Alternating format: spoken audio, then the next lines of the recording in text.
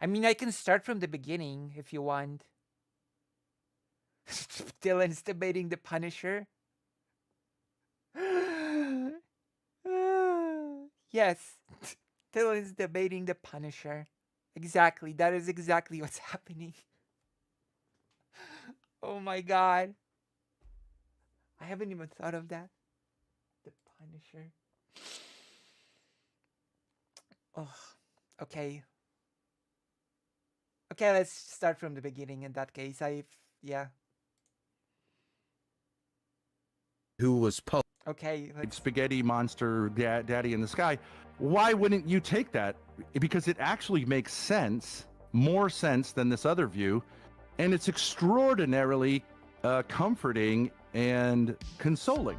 Yeah, why wouldn't you just why wouldn't you just accept the thing that's consoling, true or not? Like, I don't know. I don't think that's a way to live. Just accept the thing that comforts you, even if it's just, even if you know that it's absolutely not true. Would you choose such a life of just accepting something because it comforts you? Even though you know, sort of, you feel that it's not true?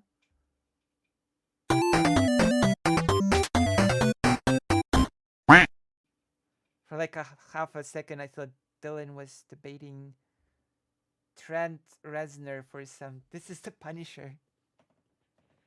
Fairies comfort me, but oh yeah, go board. I don't know if it. I don't know if it really makes more sense to me. I'm really I don't know if it makes more sense to me either. So there we are. happy, excited to talk with someone on the left because it's hard to break in if you're associated with the right. It's like two separate worlds. You know? I mean, there's a reason for that, right? I would think.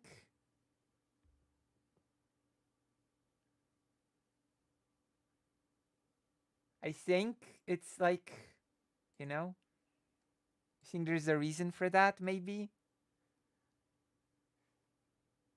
Wait.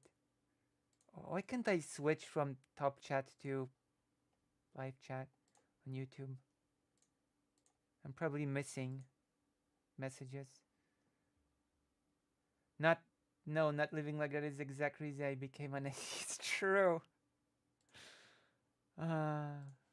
I'll talk to just about anyone. I don't know exactly what specifically you wanted to to discuss. your detriment. You talk to just about anyone to your detriment, I would say. But I know it was vaguely around the issue. it's your choice.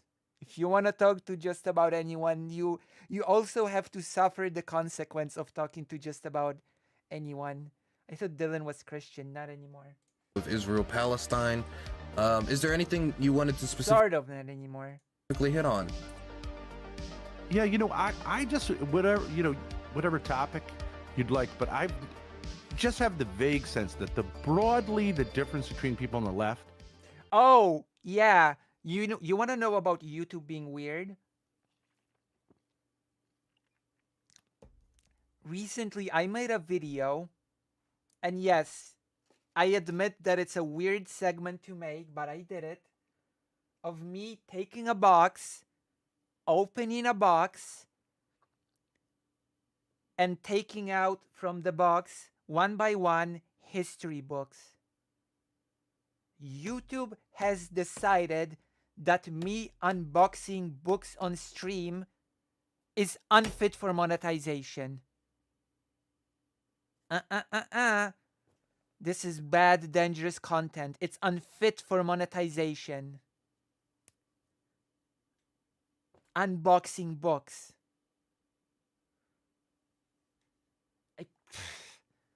I don't even know.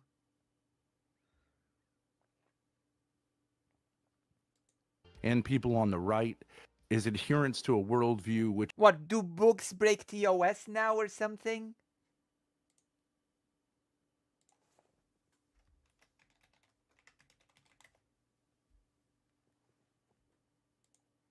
would be theocentric as opposed to agnostic, atheistic.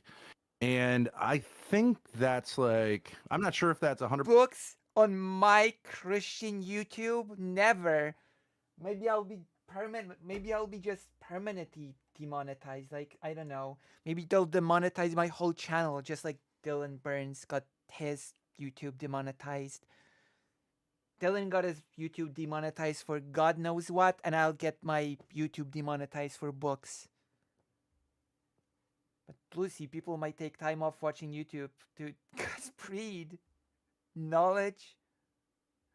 YouTube policies are worse and increasingly unclear by the day, it seems. 100% true, but I would imagine there's a high So correlation. I just got monetized and I will get demonetized for books. What did Dylan do? Nobody knows.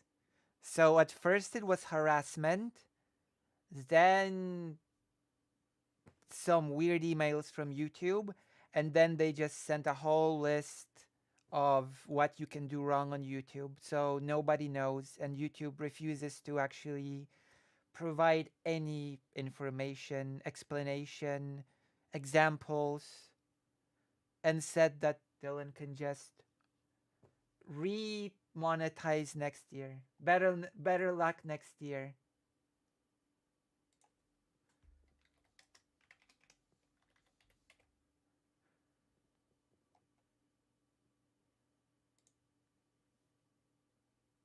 So yeah, Relation between being on the left and being agnostic, atheistic, and being on the right and being religious, let's say.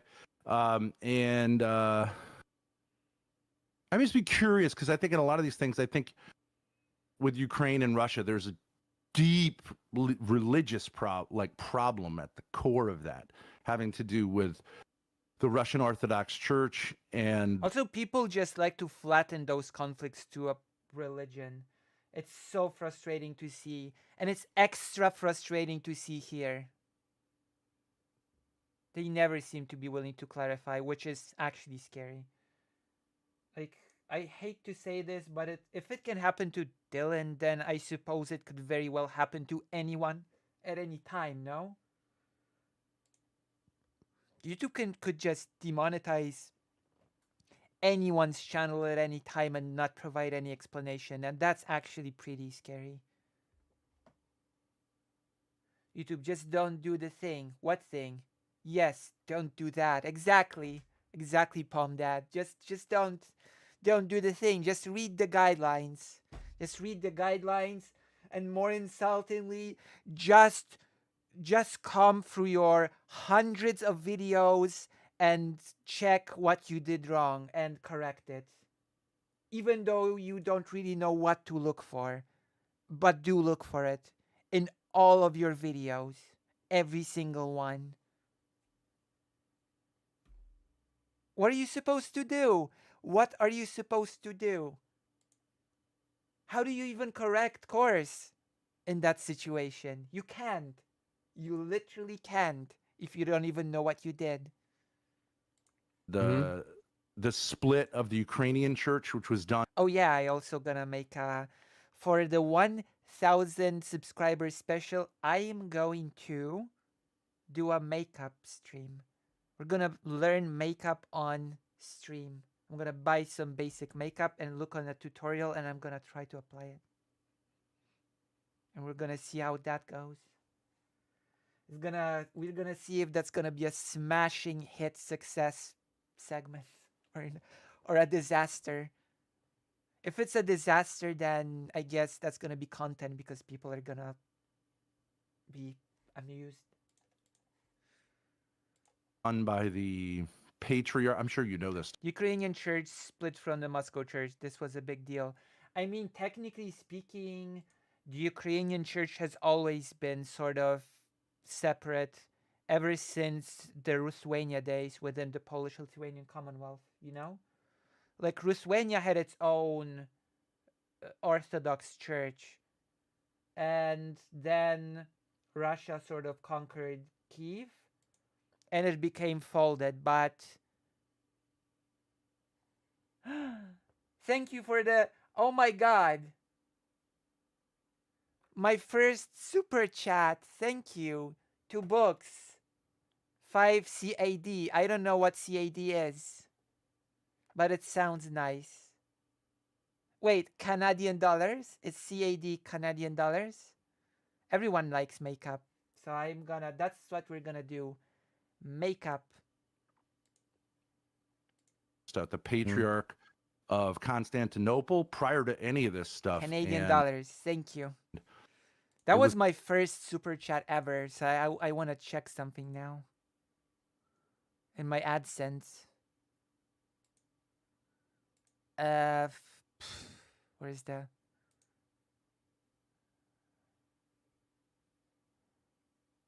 where's... What am I... Oh, God.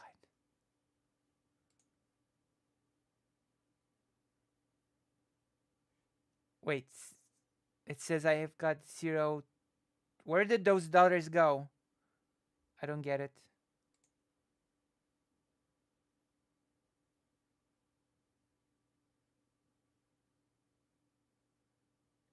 I'll figure it out. I'll figure it out later. I hope I will be a trendsetter. I hope so too. Also, I hope you join the page. was a kind of a turf war, which has its roots in orthodoxy. I'm sure you know is a Also, people tend to forget the existence of the Polish-Lithuanian Commonwealth so much. Or I should rather say, people have no idea that the Polish-Lithuanian Commonwealth existed, so they don't know about, by extension, they don't know about the history of Lithuania. They don't know how Lithuania was totally separate from Russia. They don't know how Lithuania is basically the successor of Kiev Rus. They don't know how in Lithuania the Lithuanian language formed, which later became Ukrainian. And it's all those little things that I want to talk about on the stream, which is why I'm a history streamer. You know?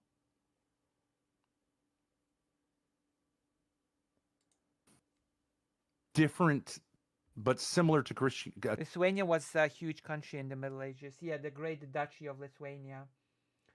And now this is where it gets really interesting, by the way. Do you know what the primary language of Lithuania was, of the Great Duchy of Lithuania was for a long time? I'll let you guess. What was the main language of the Great Duchy of Lithuania?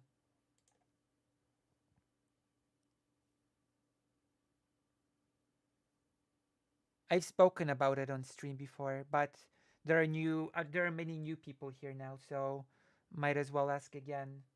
If you don't know, you might be a little bit surprised. Latin? No. Try again. You will be surprised when I tell you. You will be surprised. Yiddish? No, not Yiddish. That would be interesting, but no. Polish Lithuanian Commonwealth in EU4 is I see there when I play. Europa Universalis. English, German. Ruthenian.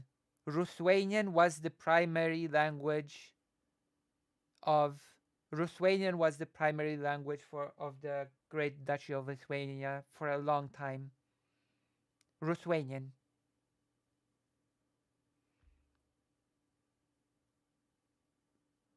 It was Ruthenian. Yes, Ruthenian, the language of Ruthenia, the old Slavic language. The Ruthenia, which is the language which later became Ukrainian and Belarusian. You know? Ruthenian is the language that became later on Ukrainian and Belarusian. So it's very important to understand this when listening, for example, to Russian propaganda that seeks to say that Ukrainian is not a real language. Okay? Just keep that in mind when Russia says Ukrainian is not a real language, that it was actually its earlier form was the primary language of the Great Duchy of Lithuania for a long time. And then, sort of, when the Great Duchy of Lithuania and the Kingdom of Poland did the Pact of Lublin, okay, Polish became more uh, sort of uh, primary. Russian tried to say that about Belarusian too. Yeah, and that's equally nonsense, as you can see. And we have to understand something about languages. At the time of the Polish-Lithuanian Commonwealth, the idea of a nation state, of national identity, as we understand it today, did not exist at all. So languages were not tools of nation pride or national identification. They were very practical tools, you know?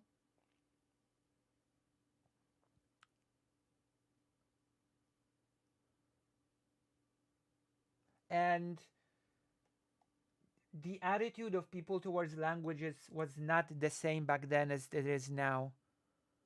It was not sort of connected to a national identity. That's a very important thing to remember. And that the Polish Lithuanian Commonwealth was a composite state, a union of a great duchy and of a kingdom. And it was a country of many uh, peoples, many languages, many faiths. And it's important to remember that, like, there's a lot to talk about as to why the Cossacks ended up uprising against the Commonwealth. But it is very important to understand that the reason why the Cossacks uh, rebelled against the Polish-Lithuanian Commonwealth was not that of a nation identity, if that makes sense. It was more of the fact that the Polish-Lithuanian Commonwealth was an estate-based country. So sort of it was based on what estate a person belonged to. If they were a noble, if they were a peasant, if they were Jewish people, were their own estate within the Polish-Lithuanian Commonwealth. And so the Cossacks were basically treated by the noble as peasants almost, even though they were great warriors. They helped the Commonwealth a lot, they were loyal. And the Cossacks wanted to be treated more like the nobles. And the nobles did not want to agree to this. This was, to simplify things, this was the main cause of friction between the Cossacks and the nobility of the Polish-Lithuanian Commonwealth.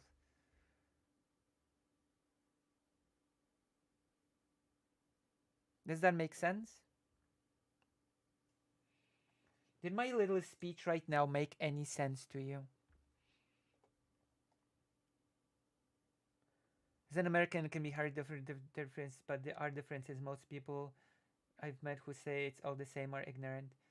That's the thing with fascism, and its factualities.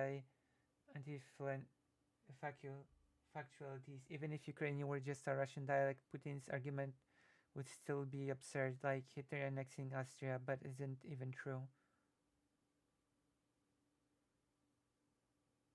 It did, yeah, nice. I guess it's a very, very interesting topic. The formation of nation states, how nation states sort of took history and retroactively tried to say that all of history was building up to the formation of nation states. It's very interesting, and it's very important to understand at all times that nation states are actually a very young invention, that a nation identity is a very young invention to begin with, that in most places nation states and nation identities were not a thing up to the 19th century, you know? And more importantly, that at the end of the day, a nation and sort of statehood of that nation. Let's begin with a nation. What a nation is in a large part a matter of identity. You know, it's a little bit like with being trans, you know, self identification. It was very it was very sort of pronounced after World War One, when the new nation states of Poland, Ukraine, and so on were forming, and Lithuania. When, for example, the first president of Poland sort of adopted the identity of Polish, but, for example, his brother chose to be Lithuanian. You see? Both brothers, one sort of went on to be Polish, one went on to be Lithuanian. And there's also the matter of um, Ukraine, right? After First World War, the People's Republic of Ukraine formed. And for example, many people who were technically speaking Polish were very attracted to the concept of Ukraine and went on to be Ukrainian. Does that make sense? A lot of what makes someone of a national identity is not something that's tied to blood, something that's tied to sort of biology or something like that. It's more tied to an identity that you have, if that makes sense. Hence the name. It's in the name, national identity, right? That makes sense, right?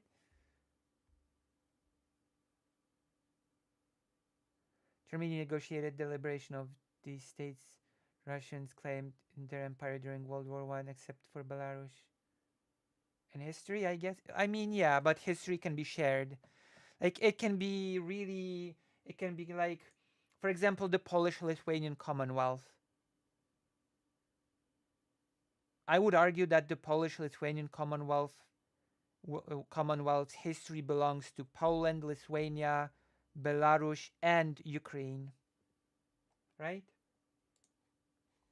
I would argue that it's a shared history there, you know, a shared heritage of these four countries.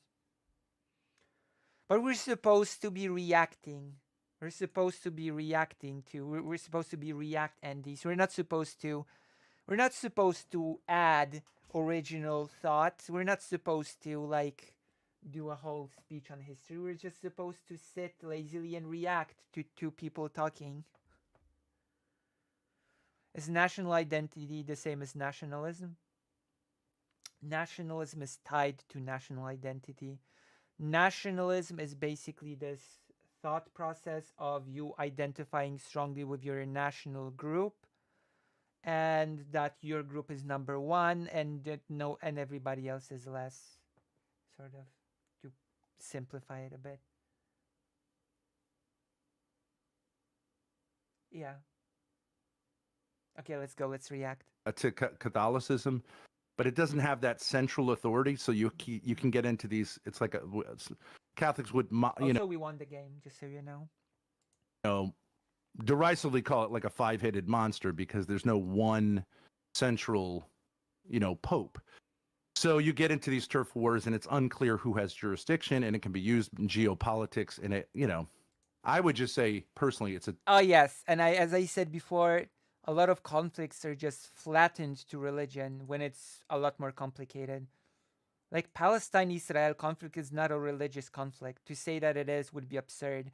And also Russia-Ukraine conflict is especially not a religious conflict. Now to say that would be ridiculous, Cope. Who's Dylan speaking with? With a strange person. With a creep. You'll see. People don't know how young nation states are. Like the Habsburgs just inherited Spain and part of Hungary in the 16th century because of marriage and treaties. I mean, the Austro-Hungary was an empire, was a sort of cultural empire, as many places at that time. The Polish-Lithuanian Commonwealth was a little bit different in that regard, because the Polish-Lithuanian Commonwealth was a union, not an empire, a composite state. Terrible tragedy when Christians fight other Christians people and kill them. I think it's just horrendous. Yeah, But true of all people. I think my main aggravation around the Orthodox Church in this war is how political, or how much the Ukrainian Orthodox Church. I mean, that is often the role of the church, to be political, to be quite honest. The churches have been tools of politics from the earliest times. Like when in the ancient kingdom of Israel, people don't know this, but during the ancient times of Israel, Judaism did not function as it does now. It was actually sort of like a pantheon with a top god on top. So what we know now as the one God, the only God, existed within a pantheon of lesser gods. The God that is called Yahweh in English, or Jehovah, Jehovah, existed as the top boss God among the other lesser gods, and also had a partner whose name I sort of blank out on, but God had a partner. God had a goddess partner. And the political thing came from the fact that the top god of the kingdom of Israel was the patron deity of the royal family. Right? Well, Judaism is a transformed version of that. It's not plagiarism. So there was the patron deity of the royal family, right? And by worshipping that particular god, there was an added benefit. All the subjects that sort of prayed to that god became automatically the subjects of that royal family, because that god was the patron of that royal family. Does that make sense? So in that sense, God, patron God, became a political tool to facilitate power of the royal family within a kingdom. Right? Makes sense? Specifically, when it was under the Moscow Patriarch, and just the Moscow Patriarch broadly, has been used as a weapon against Ukraine. Kirill, I think the most This is a very chill chat. Thanks to you, and to our host. Thank you. Wait, am I doing a chill stream? Is this? Oh, thank you for being here. If you can give me any feedbacks on how I'm doing, then I always like to improve the streaming experience. Drinking sucks. Why do old people like doing this? I have no idea. I never felt the appeal of drinking. So I'm not the correct person to ask why drink. Do ducks get cold? I do. They can swim around in the winter. I think they've got some coating that protects them. They actually do walk around in the. That's true. They do walk around in the winter. I think they've got some special coating. This is very chill. Vosh streams can get very unchill. Oh, okay. Wait, how did the Vosh raid happen? Can somebody tell me? Can somebody tell me how the Vosh raid happened? You need a duck pajama suit. True. You need to get me one. stark example of this was when Kirill, the Moscow Patriarch. I think the term is henotheism. That's why the Old Testament is so staunchly against worshipping other gods, because they don't deny other gods. They were simply foreign gods. Sort of. It becomes a bit more complicated because the Torah, the basis for Judaism as we know today, you recommended by someone in chat. I think it was Bluestone.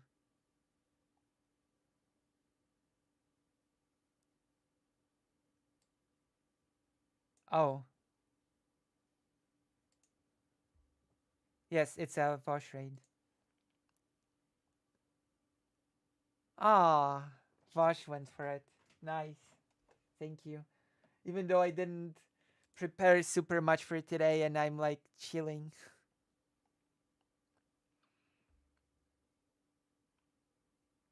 Nice.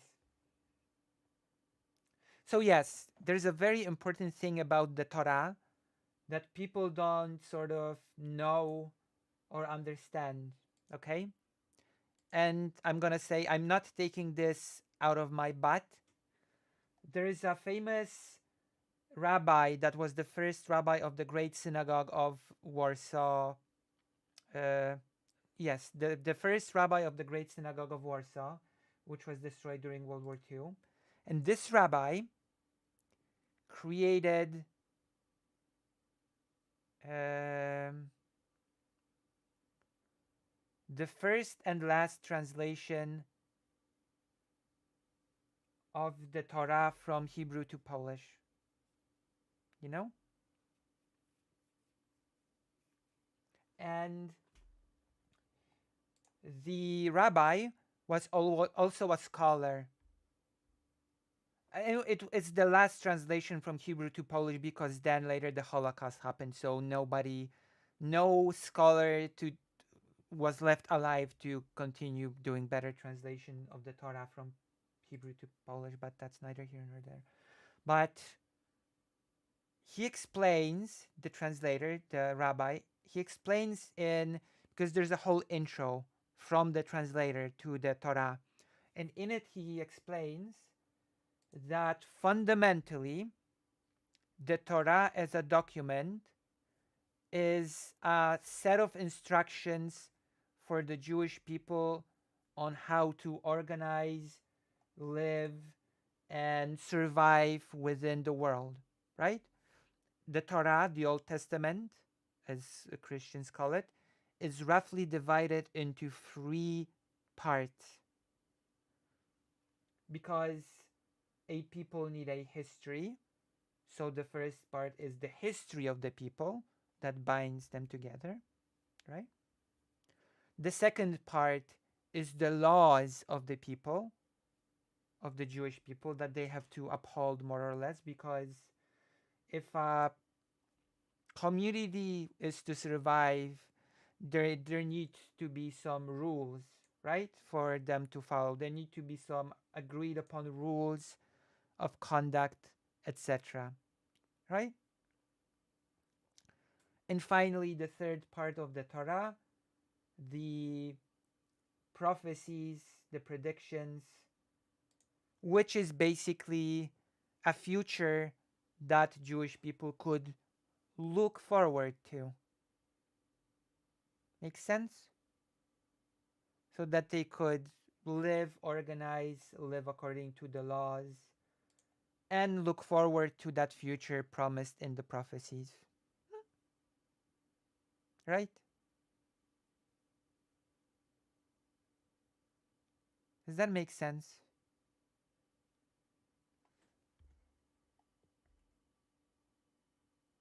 Is that why I recognize your gray? Oh. Does that make sense? It sort of becomes not just a holy book that you listen to I don't know, praise God or whatever, but it becomes a very practical set of instructions for a people that sort of are without a country to survive.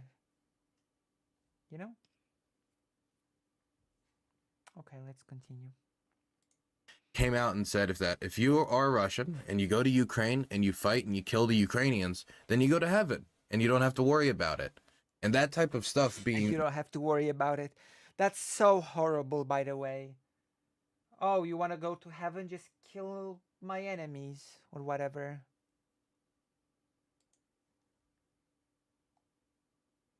There are times I need to turn off Vosh depending on what I am doing at the time.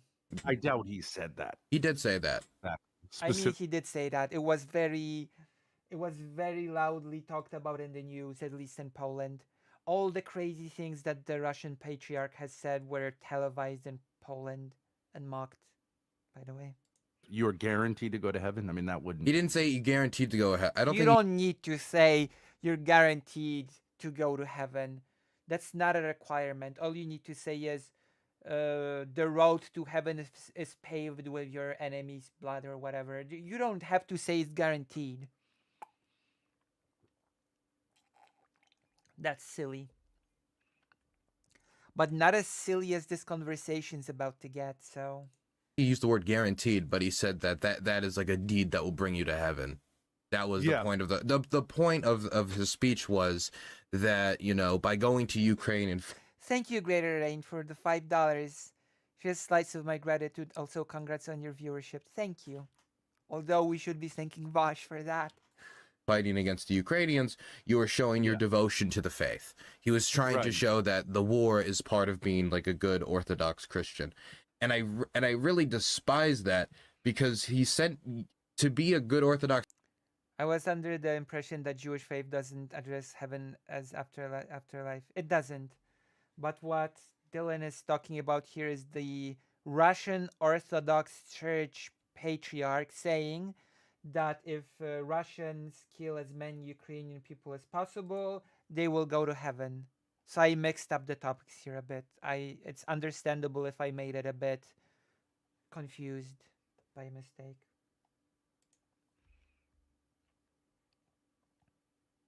You know?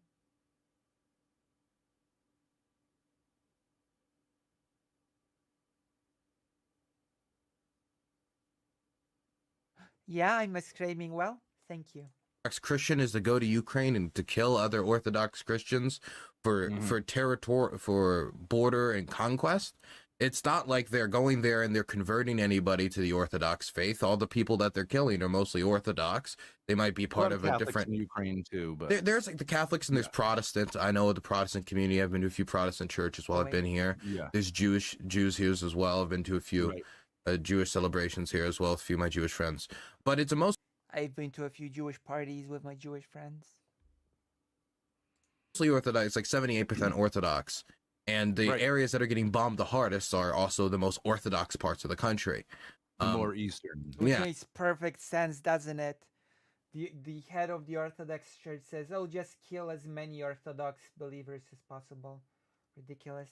And the Yeah. deeper the east you go, More you have a Russian. lot of Orthodox areas, a lot of Orthodox churches, and I just that is something that I really despise, and it has made it so that the Ukrainians are reflectively very terrified of the Moscow Patriarch. I think Yeah. for decently good reason, and now the people who are going to bear the brunt of it is going to be the Ukrainian Orthodox Church. Yes. Which is separate from the Orthodox Church in Ukraine, as in it was serving under the Moscow Patriarch until Which very is good. Ukraine should have its own absolutely separate Orthodox thing. recently. And many of its priests have been caught for collaboration, for harboring And of weapons. course, people abroad cried about it real hard. I'm really surprised that some things that are very logical, very obvious, become a whole discussion, especially in the more westward you go, the more of a discussion it becomes. It's the same with the postponed election. For some reason, the postponed election in Ukraine created this whole debate about it, which I just don't think that should have been a discussion at all. I thought it's very logical for the election to be postponed, quite honestly. For which Right. isn't that surprising considering the Russians have been trying to use the Russian Orthodox Church as an extension for its intelligence apparatus for a very long time. Right. It was, I think, it was a survival mechanism for the church because Russia, as you know, was on paper or communism is on paper atheistic in its nature. Atheistically. Like Marx preached against I mean, religion. sort of, kind of, but not exactly. Like, socialism does not have to be anti-religion per se, to be quite honest. Per se. So I think as a survival mechanism, the Russian church, whatever, subordinated itself to the communist powers, which weakened its spiritual mission. And right, so like, Wait, whose spiritual mission? this is a perennial The churches, the Orthodox. Got it. Okay, problem got it. in the church, and it's an argument that you can make. I get into these arguments. I'm sure you're aware Catholics and Orthodox have been at schism, a stupid schism, since like 1054. But it has real consequences, because there is a certain strength in having a worldwide church that you lose when you get into. Yeah, yes, the certain strength of having a big authority organization that just lords over everybody. For sure, of course, yeah. What they call autocephalous churches, like that have their own head, because they often get subordinated to. Wait till you see where this goes. Do you think it gets more discussed because it's not logical enough for the West? There seems to be a lot of apologized behavior that tries to justify past, but if we keep justifying the past, like, of course it makes sense to postpone the election if most of the citizens will not be even able to vote. Like, it makes perfect sense. How would you, logistically, how would you organize an election in Ukraine right now? It's just not feasible. And still people try to debate that it is. No, it's not. It absolutely is not.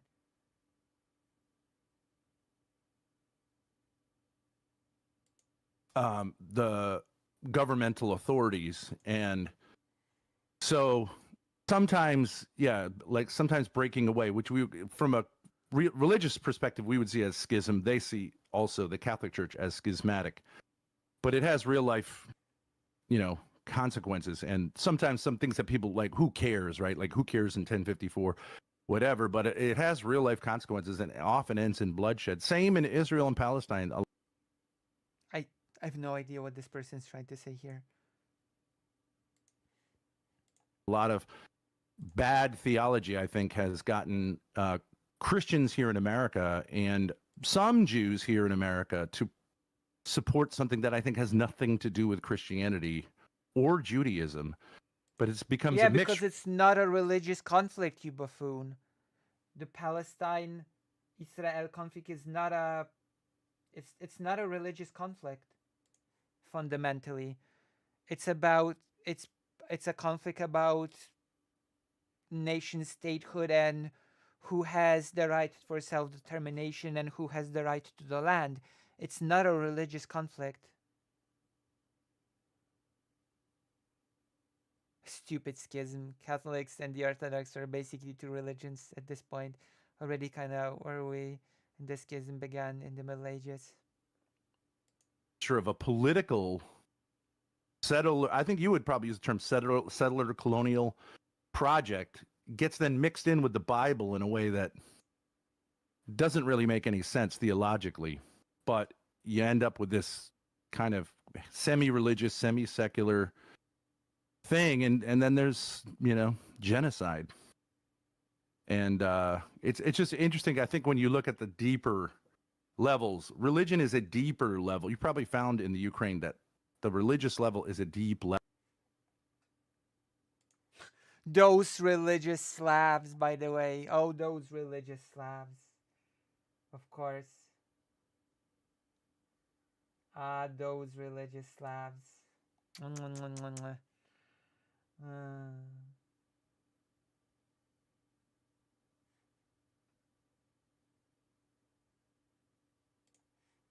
Level, and it can motivate people in ways that we in the West, it's sort of foreign to us to like die for your faith.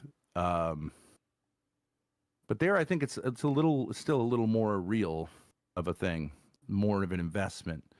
There are definitely powerful. People still like rely heavily upon faith here. But not in the way that this person's describing. Nobody's like, oh, why do I fight?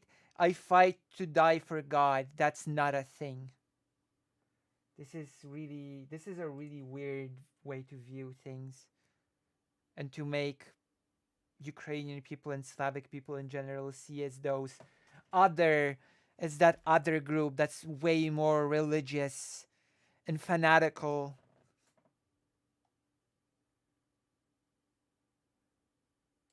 But when I talk to people about why they're fighting, I don't often get the answer of faith or religion. It's Yeah. usually some I don't know. Because I don't want to lose my home. extension of sovereignty, freedom. Sometimes I'll hear like protecting democracy. Definitely, if you're speaking the former Euromaidan protesters, which there are a lot of them in the armed forces. I don't often Yeah. hear that they're specifically fighting for their faith, but there are Maidan. There's a Maidan in Kyiv called Maidan Niezależności. people who Big definitely Plaza. use faith as a comfort and as a tool in order to deal with the things that they see, or able in order to deal with just the reality of the situation. It Yep. is a comfort for soldiers. Much, I think, less of a There's a difference. There's a meaningful difference between something being a comfort to the soldiers and something being like this rallying cry to die for the faith, right? No, he's not gonna say that. He's gonna say worse things, though. motivation as to why they go fight. Yeah, I think that's right. But the thou shalt not take the Lord's name in vain, the second commandment, maybe the third commandment. I think that people say that's when people say Jesus Christ when they stub their toe, like, oh, that's what that's about. No. It's about the use of Jesus. religious language and ideas for something that's not worthy of it, and it often ends up being political or financial. Now he just looks patient, but wait to see how this call develops, and just let me say this: observe the facial expression. Okay, it's gonna change with time in this conversation. The expression is going to change a bit. You'll see. It's gonna be. I'm telling you what to look for in this debate. or something that God, It's gonna I don't be think a Christianity shift. could endorse.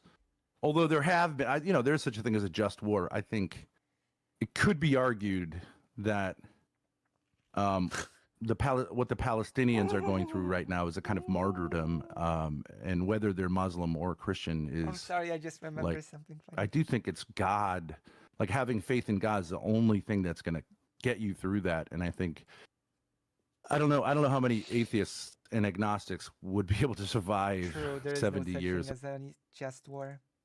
Ah, of that and now have it all, so yeah, it can be a force it's a powerful force, I guess. Would say if use you the believe that force. you will You be rewarded Believe in the eternally force. for your behavior, that can be used like to cause great violence, because there's nothing more handy than people who are willing to cause great die for vibes. something. But it can also be used for good. True. I grew up Protestant. I was raised Oh, you did? Protestant, and Me from too. for me, like the idea of a religious institution telling me to go fight and die for a war is very strange, because there's Same. no like singular religious figure or institution that I I particularly. don't know. It just makes me feel of the Middle Ages. The idea of fighting and dying for your faith, I'm gonna be quite honest, makes me think of the Middle Ages. We're not in the Middle Ages anymore. Hello, Lozerk. Hello. Welcome to the page. Welcome to the stream. I hope you have fun. I hope you're enjoying yourself. looked up to. I was Mm. raised on the idea of you look up to the Bible, you look up to the good book, and then that's it. Yeah. You read it, you interpret it, you have your relationship with God, and that's it.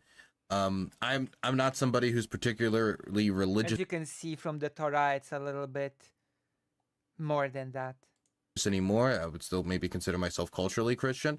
But Mhm. for me, the idea of any religious institution trying to tell me the word of God and how that is being used to benefit, and how The Word of God Which is now is basically what the Catholic Church claims to have, like the one true reading, the dogma, whatever, right? telling me I need to go fight and die in As the Ukraine, Catholic or the Church. Word of God is telling me we need to send $600 million or $3 billion to Israel in artillery shells. I find that a little ridiculous. I think I can get my own interpretation Fair enough. Fair enough to find this a bit ridiculous. of the book, and nowhere in the book did it say bomb the Gaza Strip. Yeah. Oh. Well, but you know what they read is they read, and it is Christian Zionism is largely a Protestant.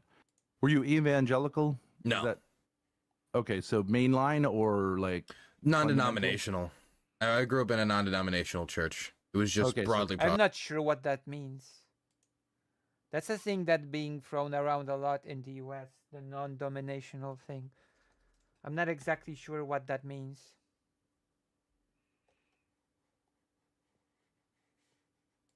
kind of fundamentalist or It was kind of fundamentalist. I remember when I was younger, I was told some crazy stuff about Israel by certain Sunday school teachers, but I stayed broadly away from that crowd. It was very just, yeah, not really.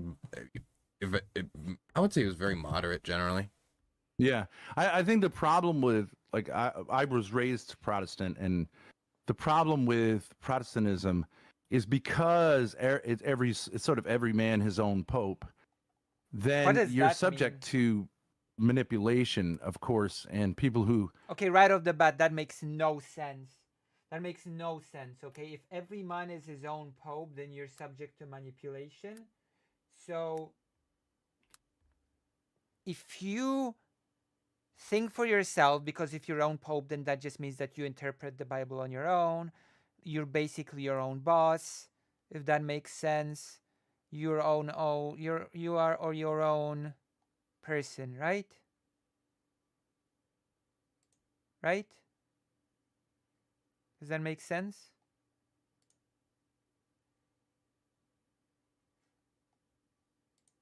So, if you are your own boss, you're prone to manipulation. But when you have a big daddy pope to tell you what to do, then you're not prone to manipulation somehow. That just makes no sense to me. Without a higher authority to tell you what to think, you can get manipulated by someone else who is in the that's just such nonsense. I don't even know what to. Doesn't non-denominational mean that you're not connected to any specific group? So what? It's like a standalone church that just is like this one church building is its own little thing, like isolated thing in the neighborhood and its own. Yeah, that's what non-denominational means. But tradition isn't manipulation, surely. True.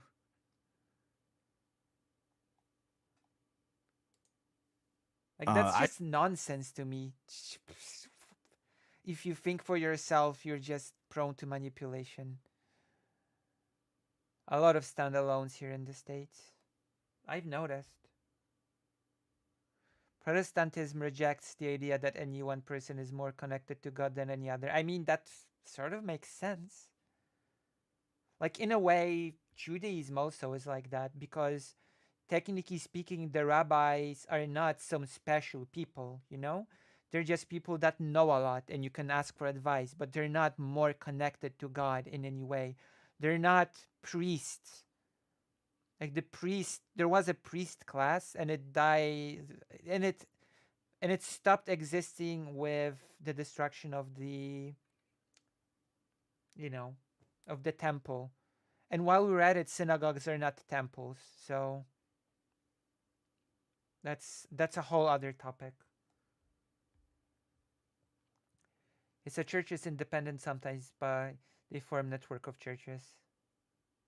Most self-proclaimed non-denominational churches in the U.S. are indistinguishable from your average evangelical or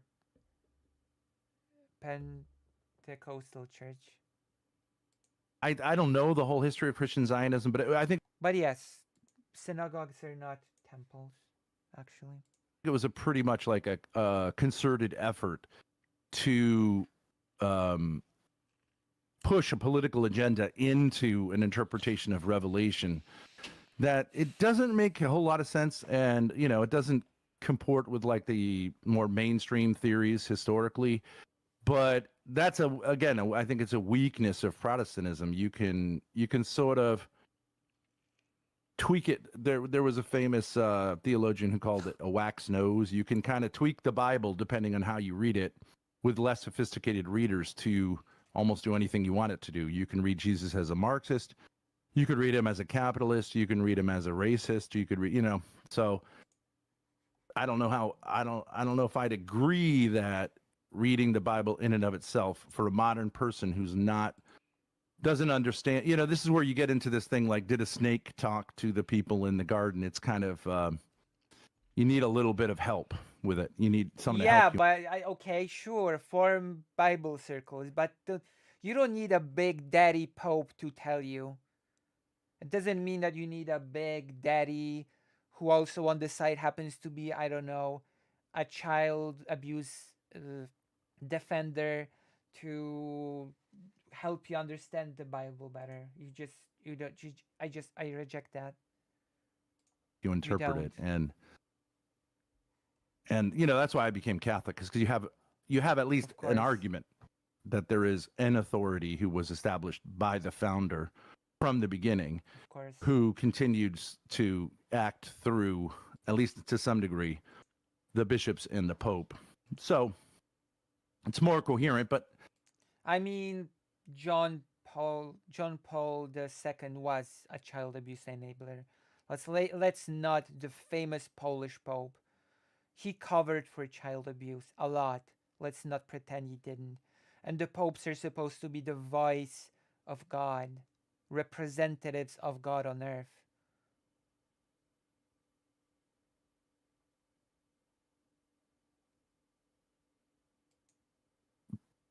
Pope Francis actually is an interesting figure, because a lot of Catholics in the United States tend to be right-wing, and Pope Francis is a very centrist figure. So forgive me for not putting a lot of trust in popes.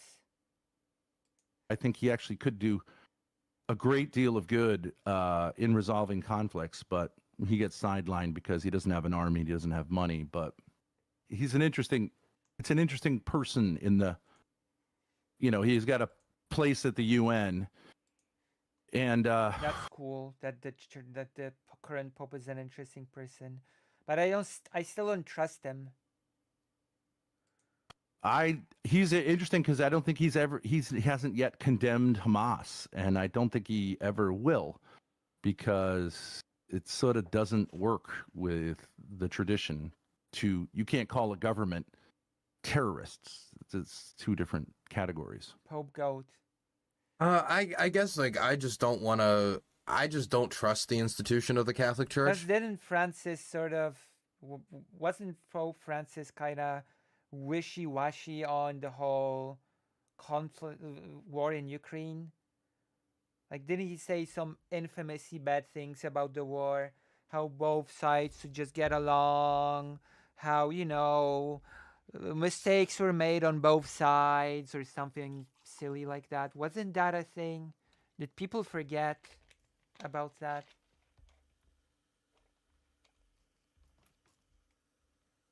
Wasn't that a thing?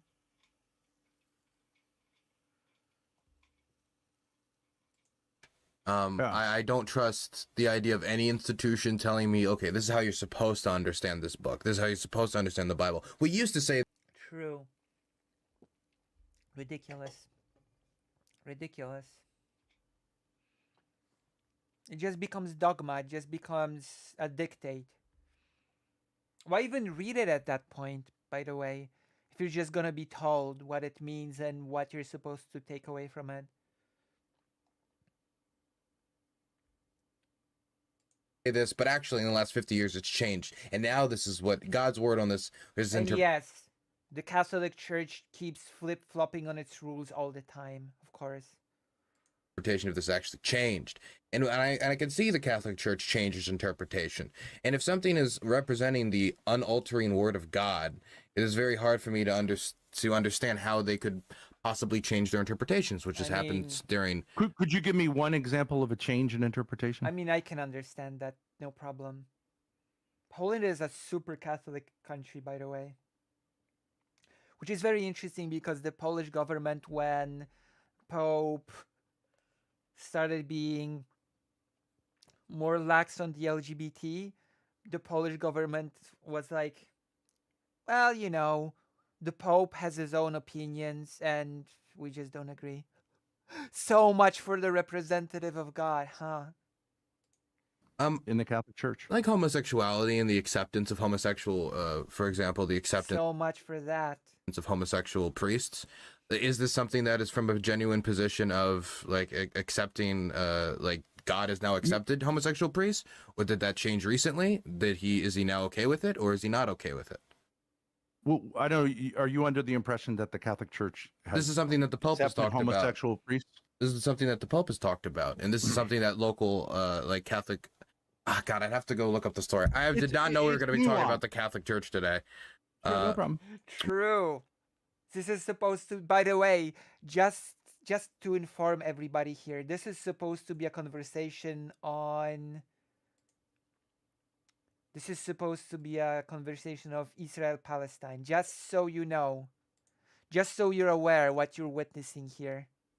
But No, I think you're right in a sense. Like the way something is presented has changed, but like the teaching on homosexuality, which goes back to the New Testament, actually goes back to the Hebrew Scriptures, is that it is not, part of like the way things are Yeah, supposed. this is supposed to be a conversation on Israel Palestine. Yeah. That is what they were supposed to allegedly talk about.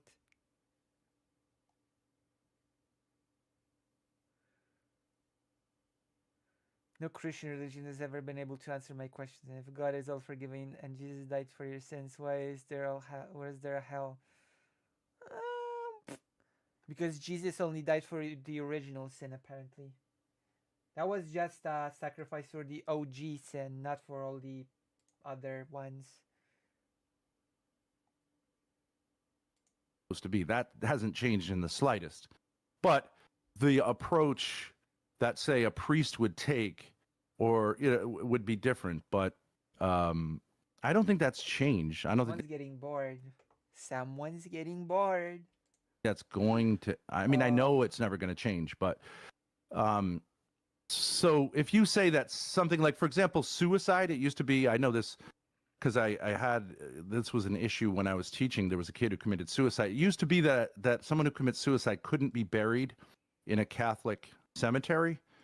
And it wasn't that they were condemning them to hell, but it was a discouragement because suicide. Yeah, ostracization is the best way to, as I've said before, the best way to mental wellness is to ostracize people and to, I don't know, threaten them with the lack of the ability of being buried in the cemetery. And yes, that's a change on the Catholic Church's part. Can be something which, you can whitewash too much. It's not good to put that in. Who says suicide is good? Name me that person who says, ah, yes, suicide, so cool, so cool.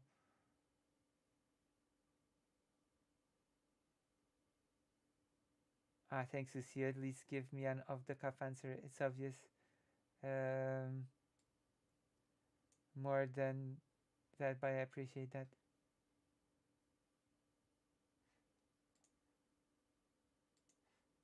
It's okay. In the minds of young people as an okay thing to do.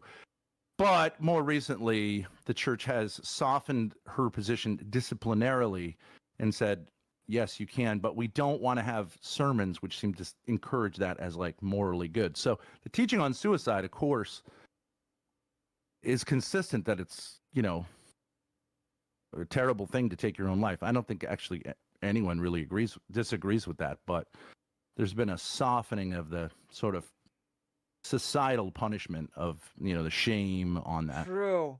If someone's not in a well mental state, we should shame them. We should shame them to submission. That's the ticket to wellness. The ticket for wellness, the road to wellness is paved with shame and ostracization and social punishment. That's how you get people not to kill themselves, through shame, social punishment, and other. No, no, he's not. You can already see he doesn't. So I actually think that yeah, you would think that it would be inconsistent, but it's been remarkably consistent. The Catholic Church has been remarkably consistent. It's one of its. Oh, for sure. The Catholic Church has been remarkably. You know what? I'll bite this bullet, as as streamers say. I will bite this bullet. The Catholic Church has been indeed extremely consistent in its inconsistency. Glories is that really it's never changed.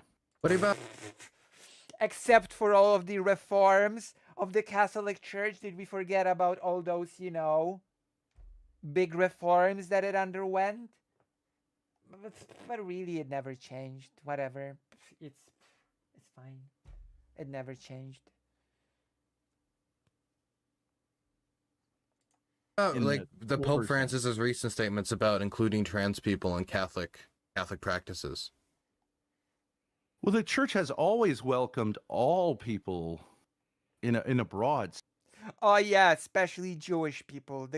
Oh yeah, especially Jewish people. Especially. sense, right? We've never Always? Always. Like those pads for periods.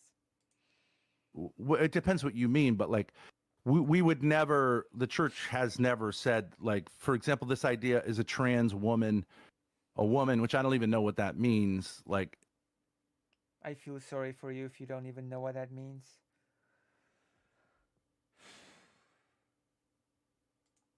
like the Hello. but to say people like the Pope uses pronouns in practice. Wow.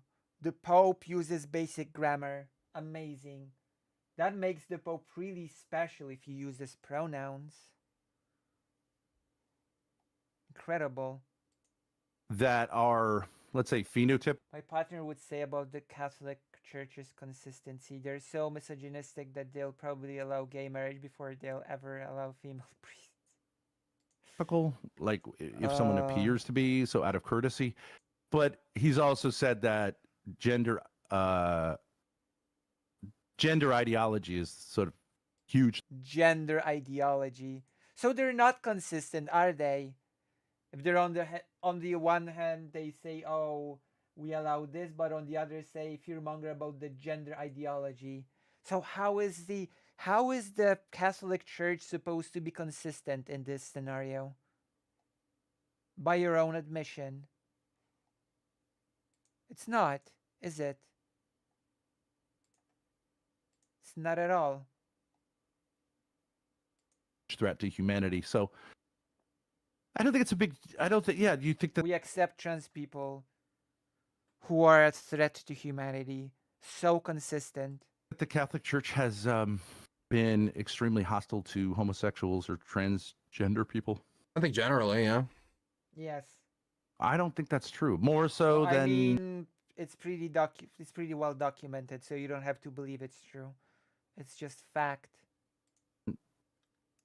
people of You don't that have to believe it's true. time. More so than people of that time.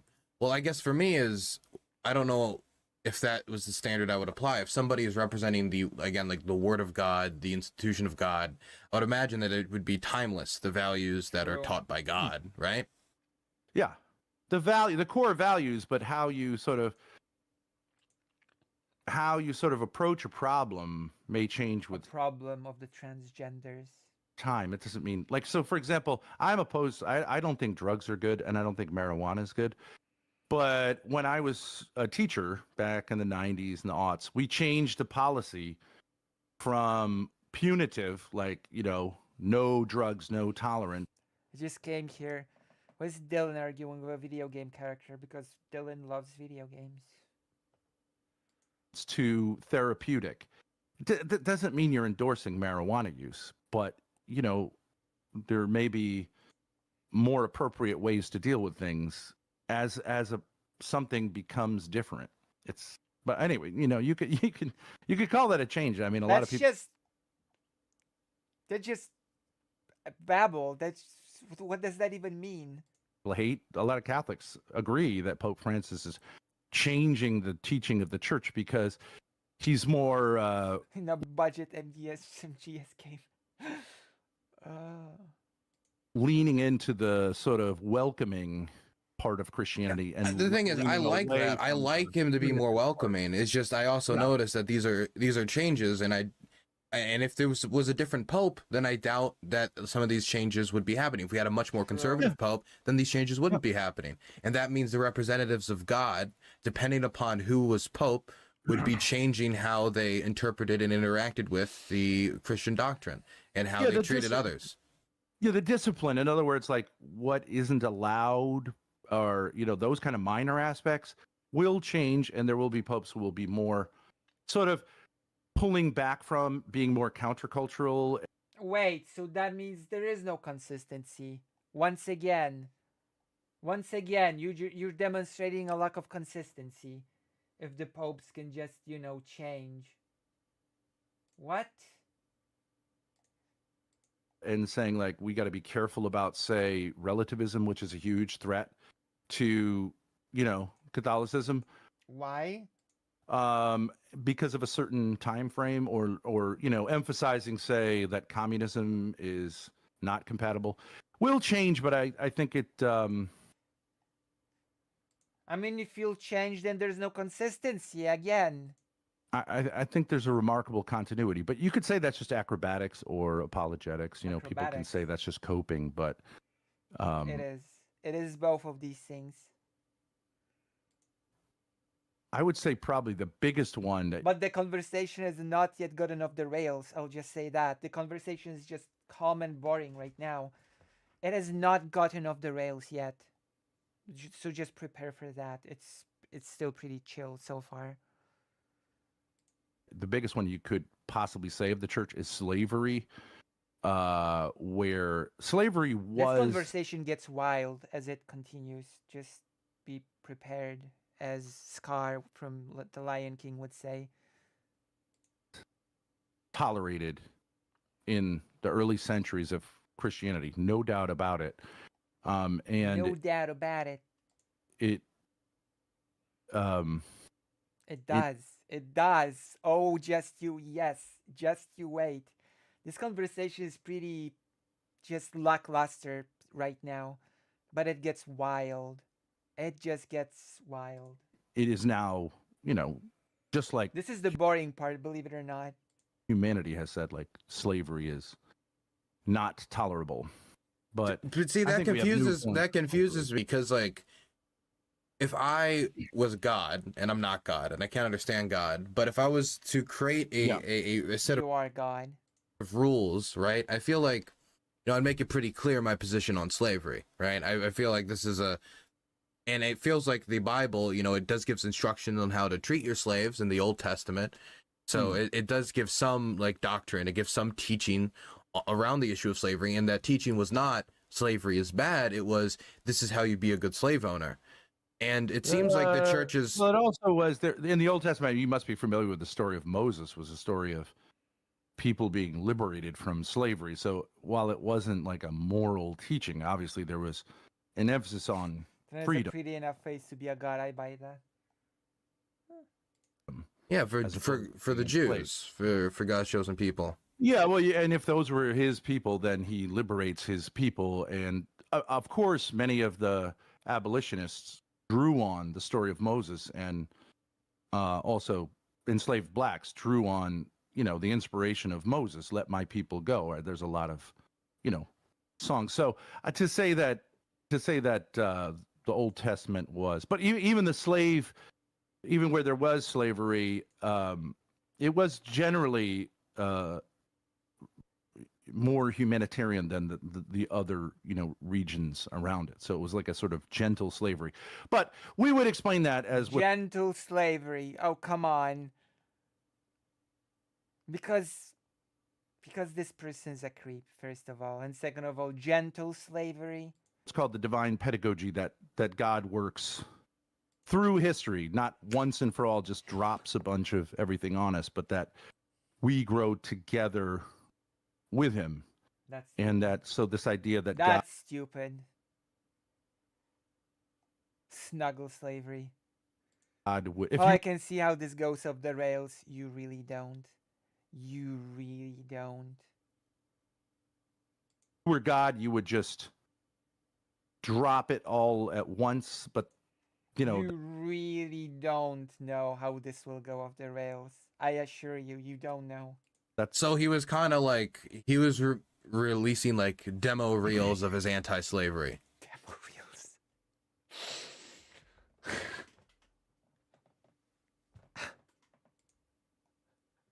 Values Yeah, of God's we would call it values. Yeah, we would call it like foretastes, and like that we couldn't handle the fullness of a Demo reels. relationship with him until the fullness of time, that we had alienated ourselves through original sin, and that he was always sort of pulling us back, but that he would allow us to be like rebellious children. Again, this is just gibberish. This means nothing. Allow us to be like, well, I can't do that all at once. So, for example, divorce That makes no sense. was tolerated in the Old Testament, God needs and popular support after all. True. our Lord came and said, no more He might be, he might be voted out of office otherwise. of that. This is the way it was supposed to be at the beginning, and now we're going to reinstitute it, and I'm going to give you the graces to live that out. It's it's a sort of a process. I mean, if we think of God as the Father, and we are his children or his people, then we walk with I him. mean, technically speaking, God is in some places depicted as the mother, so. And we learn. And I think that's a nice father. But I guess some people could say, well, you have to tell us it all at once or I won't believe in anything. I don't. That's a logical father. It's I guess it's just if any book or any teaching was trying to tell people about their position on slavery, and in the book it included instructions on how to treat your slaves, I think that seems like an implicit endorsement, at least on the existence of this institution. True. Toleration, yes. At least the toleration Why of would you tolerate? That makes no sense. slavery, at a time when slavery was its most brutal in the ancient world. Yeah, I mean, well, it is what it is. I don't know if Semitics, I don't know the history of it. I know that the Asian slave trade from Africa, I think, was the low point of. Oh. So God was not the God of Asian people. I see. But okay. Slavery worldwide, but I guess I don't understand why. I guess God was not the God of different regions of the world. Did that change? Did those rules that God like wanted us to follow, did those just change with time and say, well, actually at the time slavery was okay, but now it's different. Now slavery's while we were tolerating slavery before, now we no longer tolerate slavery. Why not just not tolerate slavery from the beginning if it's the word of God? Right. If it's totally immoral, I think slavery is something that's tolerated, like divorce, because at the time. What a comparison. Slavery is something that's tolerated. Just like divorce. It's basically the same thing.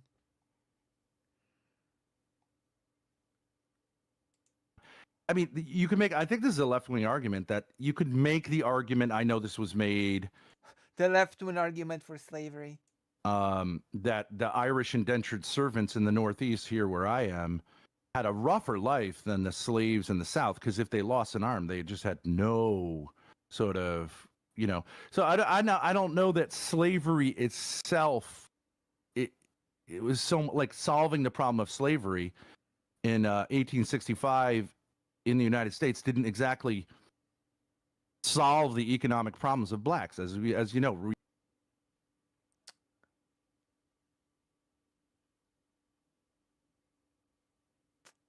Ugh.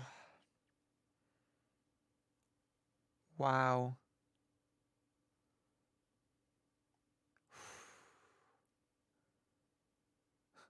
Irish laddie is shaking in his boots right now. True. Well, I mean, this is a boss raid, so. Reconstruction, they were slave, but they were herded into. Many people wanted them to be sent to Africa. Millions of people died in the camps that they corralled blacks into. The North corralled blacks into, which were a lot like concentration camps. And you know, so I don't know that I think that like.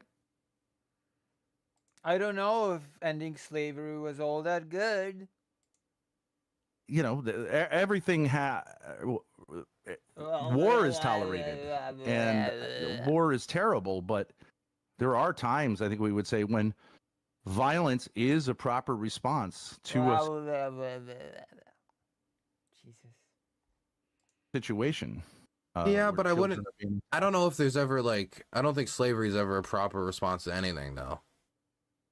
Well, you could make an argument that like a modern wage slave is, in some ways, a Dude. slave. At least he got a day off a week, and he was guaranteed housing. I mean, there are people today who I But think the book, I understand. but the there's a book difference gave between being instructions on owned. how to beat the slave, like about many- how you can beat the slave humanely, like to not exaggerate your Yeah. beatings and stuff. But that implies that beating a slave is implicitly either tolerated or moral.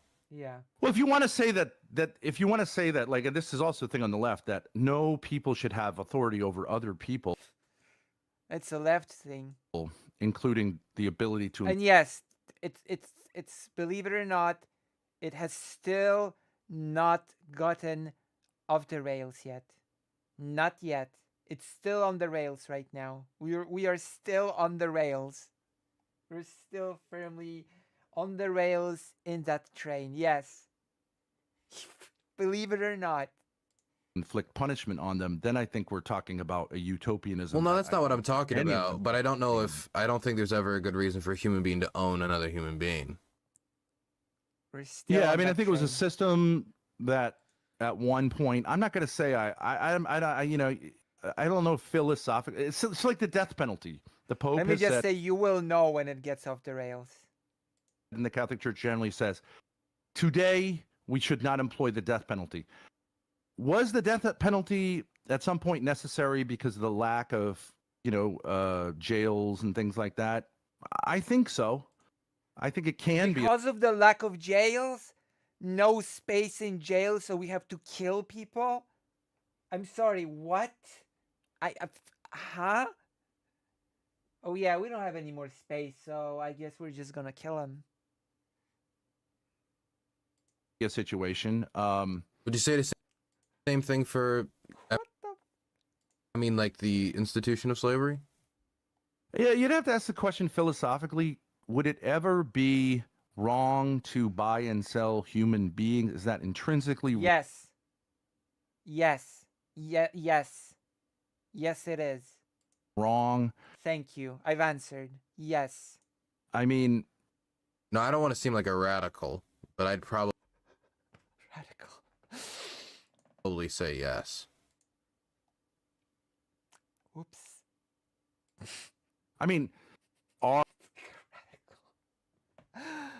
Ah, are what a radical. corporate workers owned by their bosses? No. And They're not. You can quit your job. Actually, you can. Believe it or not. are people who I mean, are people who get into huge, crazy mortgages? Are they owned by the banks? If you add up all those people who own you, What the? Oh my god.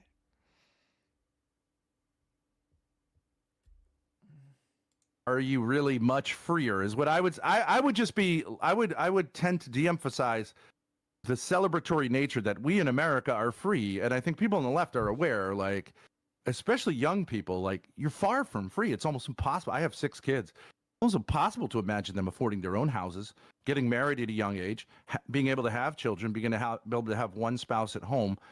And, you know, slaves actually had those things, although, of course, they were subject to like near complete control of their masters, which also is not ideal. I think the ideal Christian economy is one where there is a great deal of freedom, and I think slavery. Will this get onto YouTube? Of course. We're gonna upload this as a segment. Of course. And I'm gonna draw the thumbnail. Once again, I'm gonna do a special hand-drawn thumbnail for this, of course. Slavery was, you know, far from that. But I'm not sure I would celebrate that. The world that young people like you are navigating today is so fantastically free, because it isn't. I wouldn't say that our world has like our world is the most free ever, but I would And yes, the conversation is in fact still on the rails. Still on those rails. Still on the rails.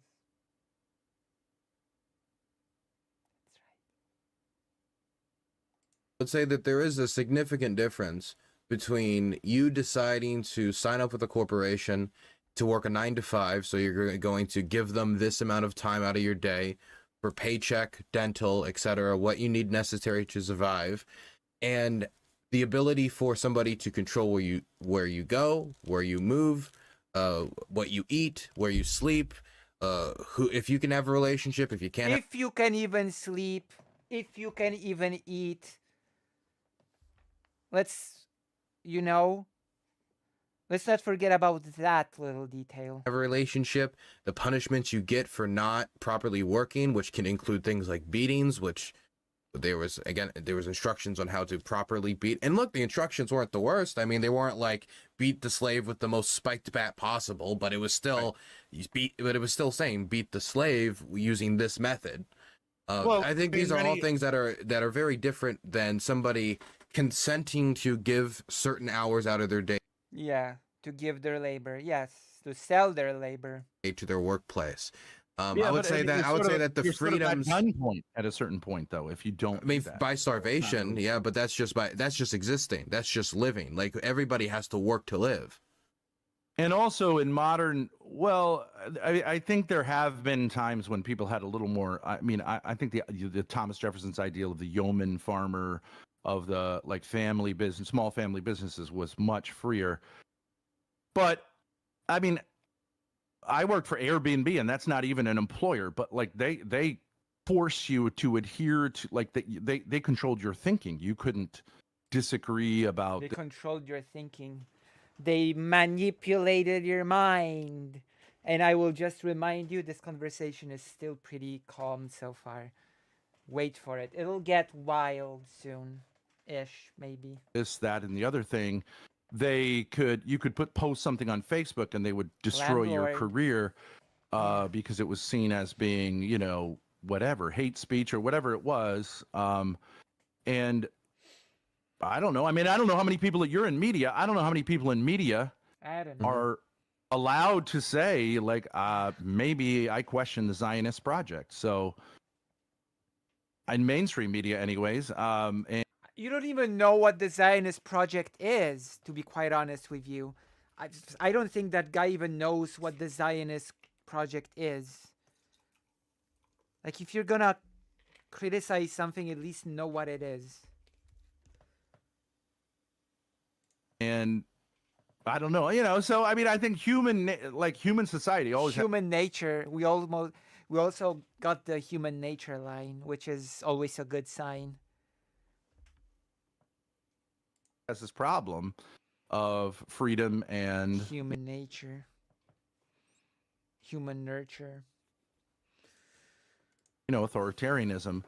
And I'm not gonna argue that we should reinstate slavery, but I'm just saying that there are ways in which, just like colonialism, we could say, oh yeah, we finished with colonialism. I mean, there's colonialism going on all the time. It's just going on in more subversive ways, and I think that's maybe just the human condition at some point. See, there you go. The human condition, the less overt way of saying human nature, the human condition. In some way. It just, for me, if there was going to be like a word of God in a book, right? I'll be honest, I'm not extremely religious. I have do a love lot of books. questions. Just my, you know, I do love my my- time in this country has given me questions. My time in just on Earth has given me questions. But if there's a book of God's word, I would imagine I that do love my books. these lessons would be timeless and they would not be bound. And I think one of the best pieces of evidence that God would exist would be the fact that these lessons and the instructions in said book are not bound to the decades and time that it was made. For example, Right. Muslims always talk about like the magical science of the Quran, how like, wow, how did the Quran know that people were made of water without the scientific knowledge? Oh, that proves the divine revelation and stuff like that can be pointed Yeah. to. And if there's instructions that are not timeless, like how to beat your slave, Humans are fundamentally corrupt and evil, and we need God. that makes me feel We need God to tell us how to beat our slaves. True and real and based. or doubtful of the. Well, of- let me ask you a question about that, because of course religion is not a book of rules. It's not really a book of rules. That's a secondary It is a bit in Christianity, though, isn't it? part of it. It's an invitation to a relationship of joy at creation, and it's as calming. But if you want to talk about that, More gibberish. obviously as Christians, we would say the words of our Lord are those things that you're looking for. And I have yet to hear anyone critique the teachings of Jesus Christ. the teachings of Jesus. I mean, Yeah. Name one teaching of Jesus. Turn the other cheek. That wouldn't be a good idea in the Middle East right now. That's outdated. I don't think so. Forgive, be merciful. I don't think so. there are certainly teachings in the Bible that I think are useful for people.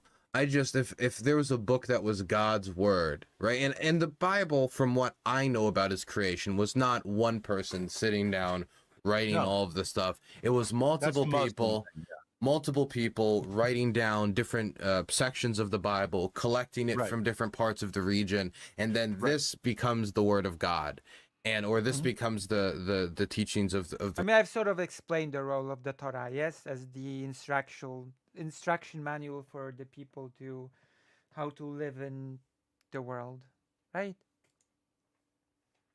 religion, and it's hard for me to imagine. The church decides on those books being the canon, is the historical, right?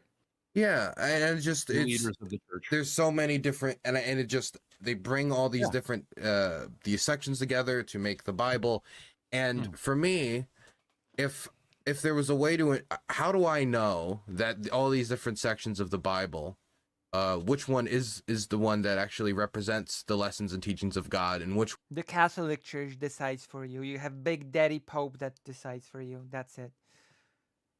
one Right. somebody entering their own values in place of God's teachings? Because you could say maybe the church made a mistake by putting this book in, but the other ones were good. How? Yeah, would I know? that would be my question, because So for a Catholic or Orthodox or many Protestants, we would say it's the I mean, for a Catholic, just blindly follow what you're told.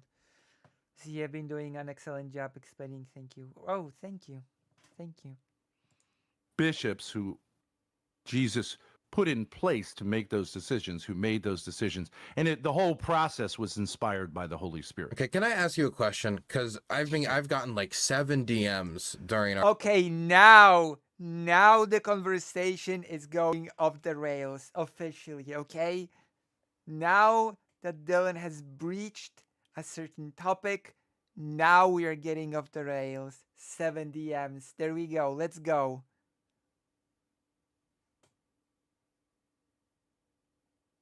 Now it's getting off the rails. Let's go. It's time. Thank you, Space Tessie. Thank you.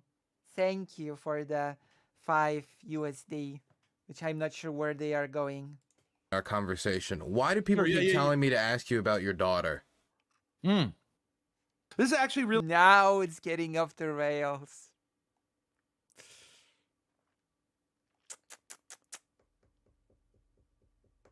It's time.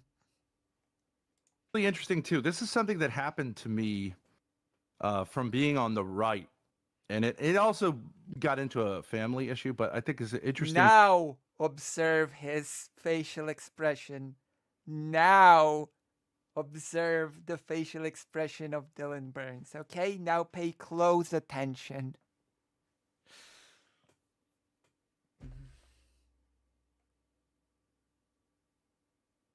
Thing that happens on the right that maybe folks on the left don't see, because a lot of times folks see people on the right as being sort of like, oh yeah, you got the masculine man, the submissive woman, the kids, and you just sit there on your laurels. And it can be a kind of torture chamber to be on the right, because there's a puritanism, especially online. So you see me here, I'm talking with you.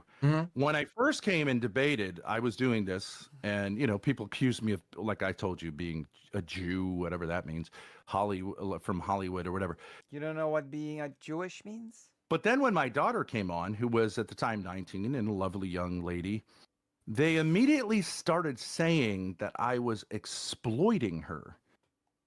And I said, well, she's a lovely young woman. She's not a child. She's here because she wants to be. And they immediately started, leaping to that I'm exploiting her. Observe. I'm sexualizing her. And that there's something wrong with this relationship, because I don't think a lot of people online, you don't often see a nice relationship between a father and his daughter. Daughters, usually are like, I don't want to do this. But my daughter wanted to do this.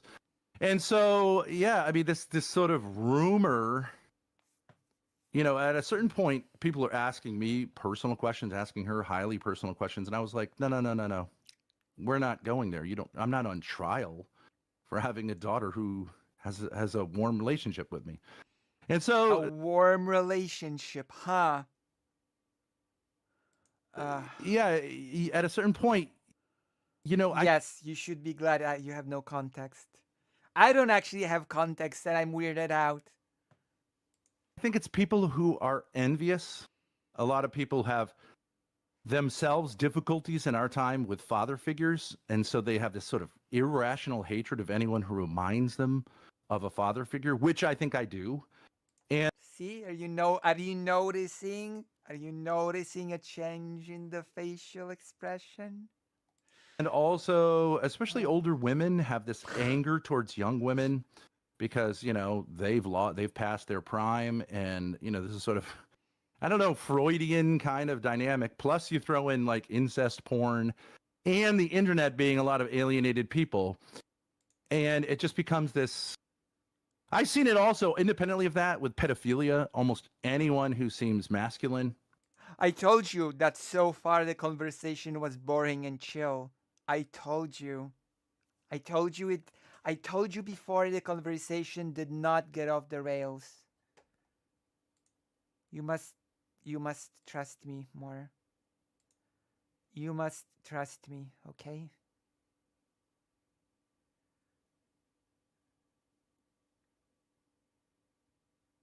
You must trust my words more from now on.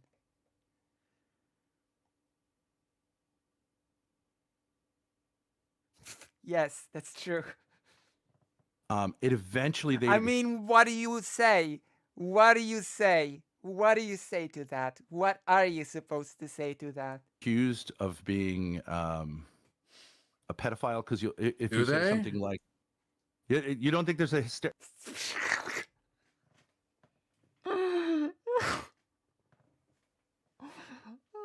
the tone, do they? The worried look. Oh gosh. It's a witch hunt, which is ironic because I want to hear that's that usually again. associated with you don't a pedophile because I want to hear that again. Do they? Say something like you don't think there's it's a witch hunt, which is ironic because that's usually associated with religion. But I actually think when you don't have religion, there's like incredible tendencies to Phariseeism and witch hunts. Oh boy. You should debate him. I should debate him. I should debate this dude. I don't. I'm not sure I want to. Oh my god. Yeah, I do think that's true. Like, for example, I would say it's not. I've said this. I Not. don't think he's aware he's digging his grave. Ugh.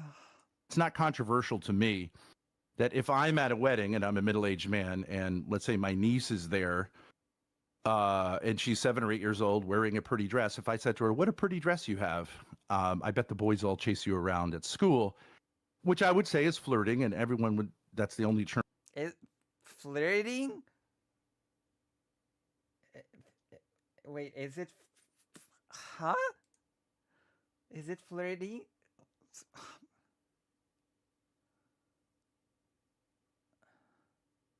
Term for it that shows that I'm a pedophile and I'm defending pedophilia. I think that's ridiculous. I think that's totally normal and healthy. But I've had people say that they were going to kill me because I say that on the internet. I think there's something wrong with that. There's something wrong with that kind of Puritanism, Phariseeism, and it's kind of a witch hunt.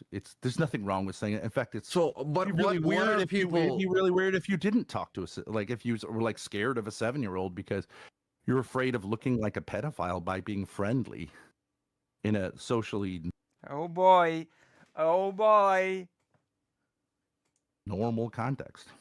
Oh boy. What do you mean by, like, I'm sorry, I'm just a little confused as to what people, because people are like just fucking going crazy in chat right now. I'm very confused as to what's going Yeah, yeah. on. Why are people keep asking me about this warm relationship with your daughter? Like, what is the rumor? What is the thing that I'm very confused. It feels like the only thing people are asking me about.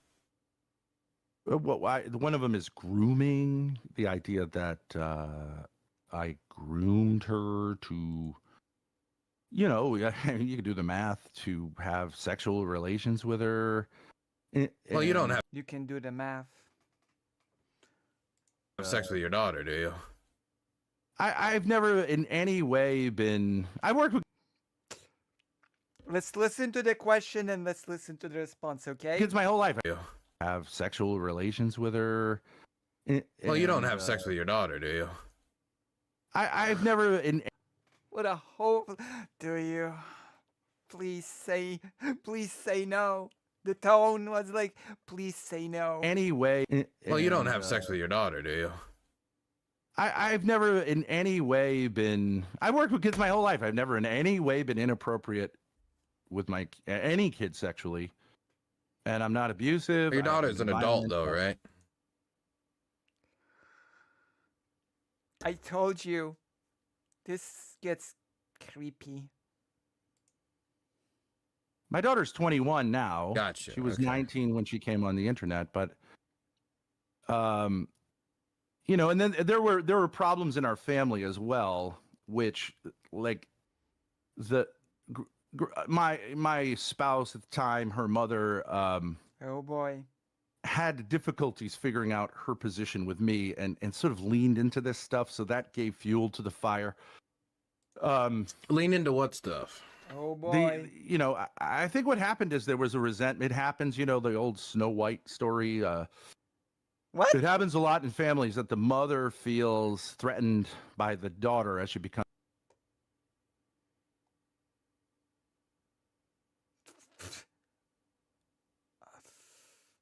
Excuse me? A young woman, and if you're really immature, this can be a crisis for you, and you can, you know, seek to play the victim, and women often do play the victim and blame men.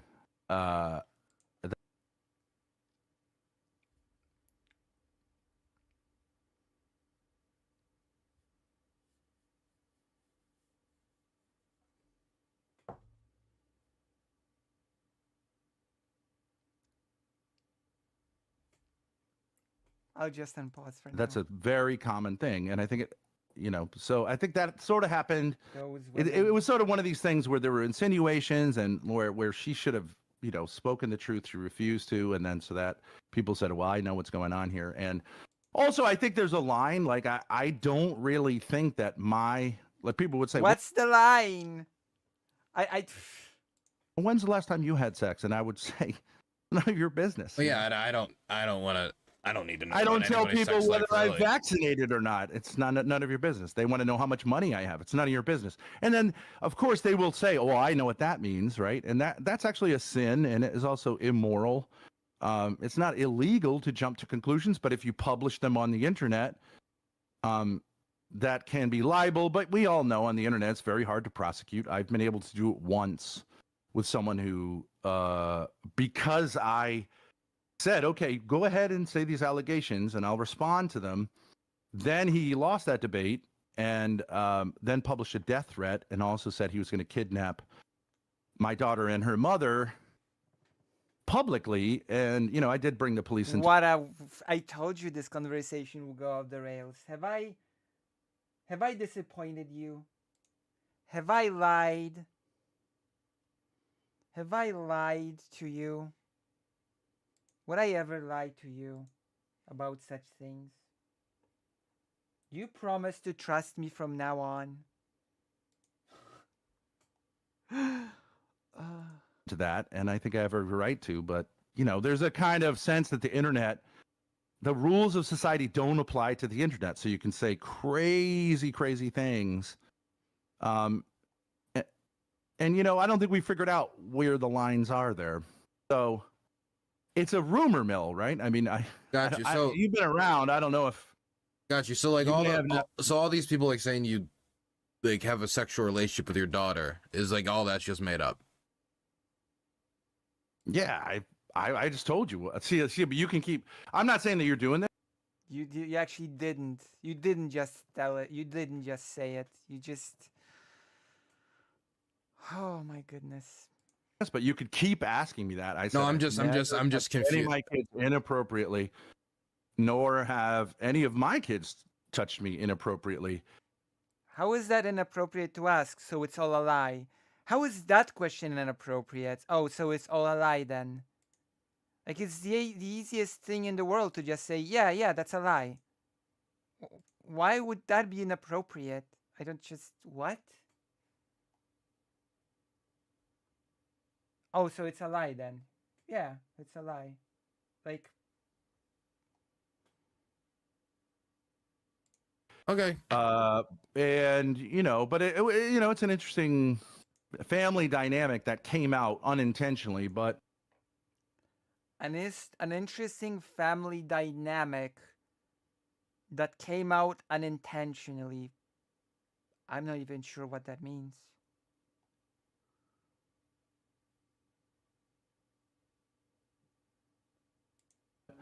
at a certain point, I do think family dynamics, kind of emerge. Wait, when did we get a Dylan worried emote? Wait, when did that happen? When did we get a Dylan worried emote?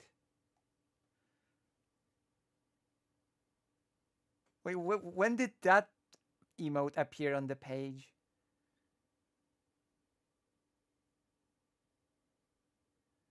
Hold on.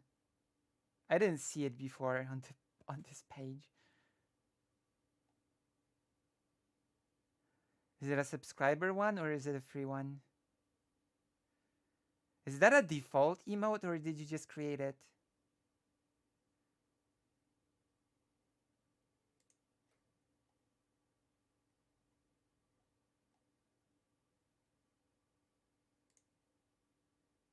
Just now. Oh my god. How worried, Dylan. I see. When you're a streamer, I imagine you're a single guy, so you don't have this problem. But if you're you see this all the time with streamers. They bring this problem, but emerge when you're a streamer. I imagine you're a single guy, so you don't have this problem. But if you're you see this all the time with streamers. They bring their significant other into it. People start saying, this, that, or the other thing. But Yeah. I do think one of the problems that in the West we've rejected the father is that we make The father. life very hard for fathers and for men, Fathers.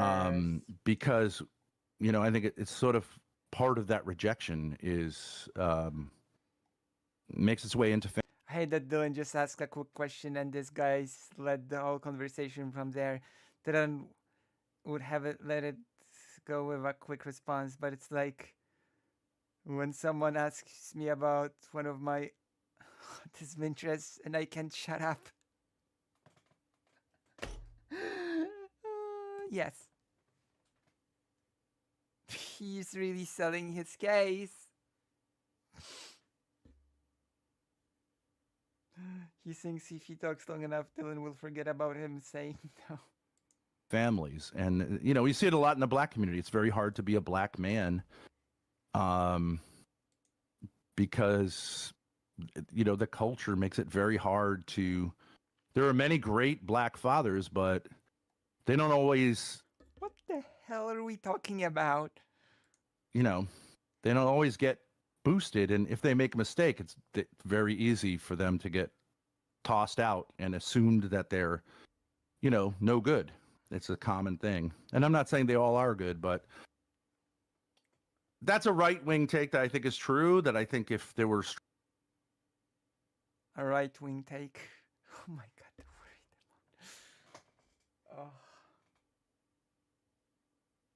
stronger fathers in the Black community, that you would have a lot more success and a lot less problems. I don't really think that's very controversial, but money isn't. I think on the left, the idea tends to be we just need more money and more programs, and I think that may be part of it. But I do think you have a weakened family structure is problematic.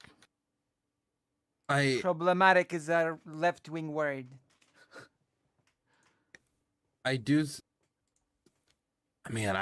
know how much. It's so hard to figure out how much of any like minority groups like plight, whether it comes with economic disparity or discrimination or anything, comes from which dynamic, and how much of it comes from like lack of generational wealth.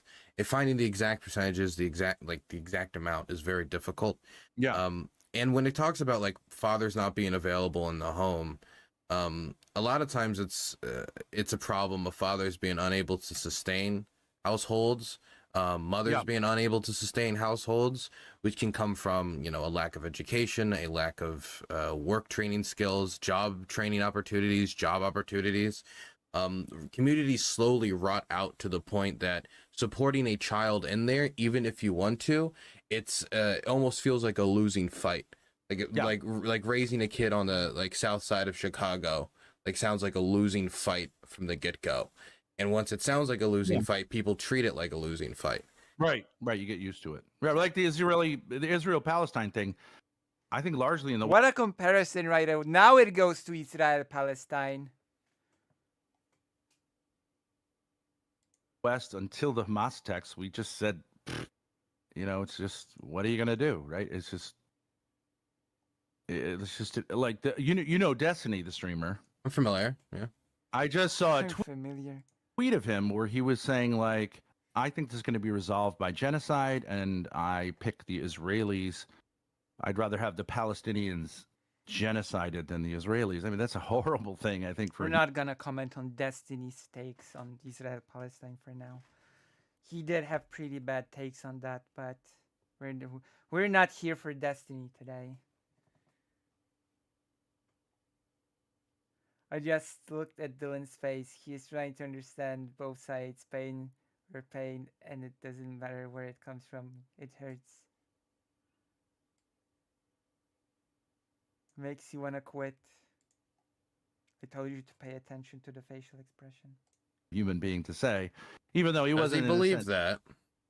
Well, I mean, I do think a lot of people say the only way this is ever going there's going to be peace here is I find that hard to believe that Destiny would really believe that the Israelis should genocide all the Palestinians. No, but I think I think I'm not gonna comment. argument would be that the Palestinians should be resettled in neighboring Arab countries, which is the literal definition of ethnic cleansing.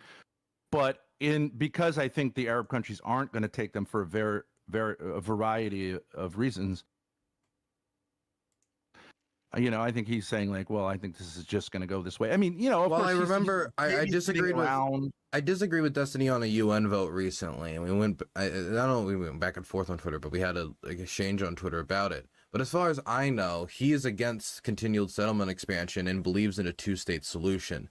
If you believe in a two-state solution, I don't know how you could believe in ethnic cleansing, because I would assume that two-state solution would include. Okay, I'm just gonna make this quick comment. Okay, this is the only quick comment that I'm gonna say. Okay,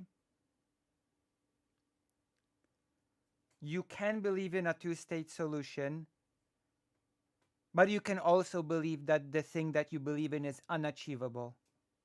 Those are not actually mutually exclusive positions. You can believe that the best thing would be a two-state solution, but you can at the same time believe in your head that that thing you want is unachievable and that the only way is for one group to leave or stop existing or whatever.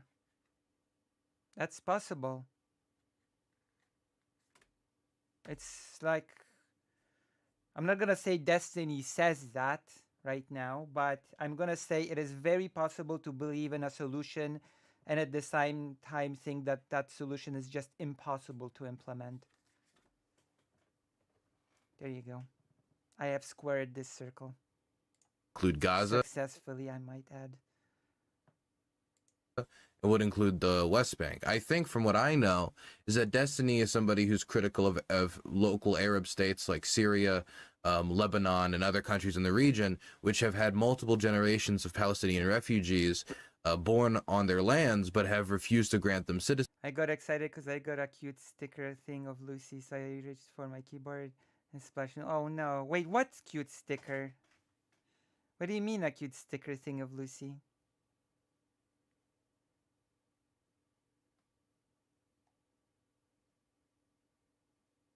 I want to hear more about.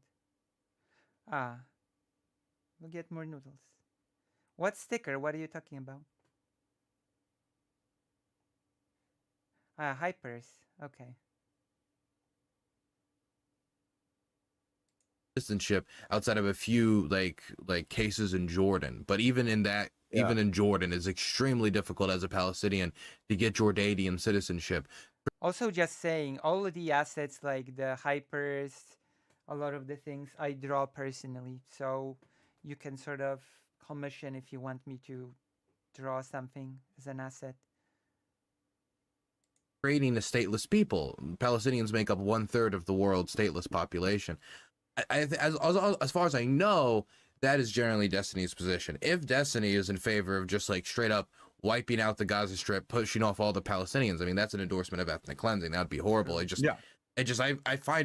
find it hard to believe that Destiny would endorse such a thing. I don't find it that hard to believe, to be quite honest, but different strokes for different folks.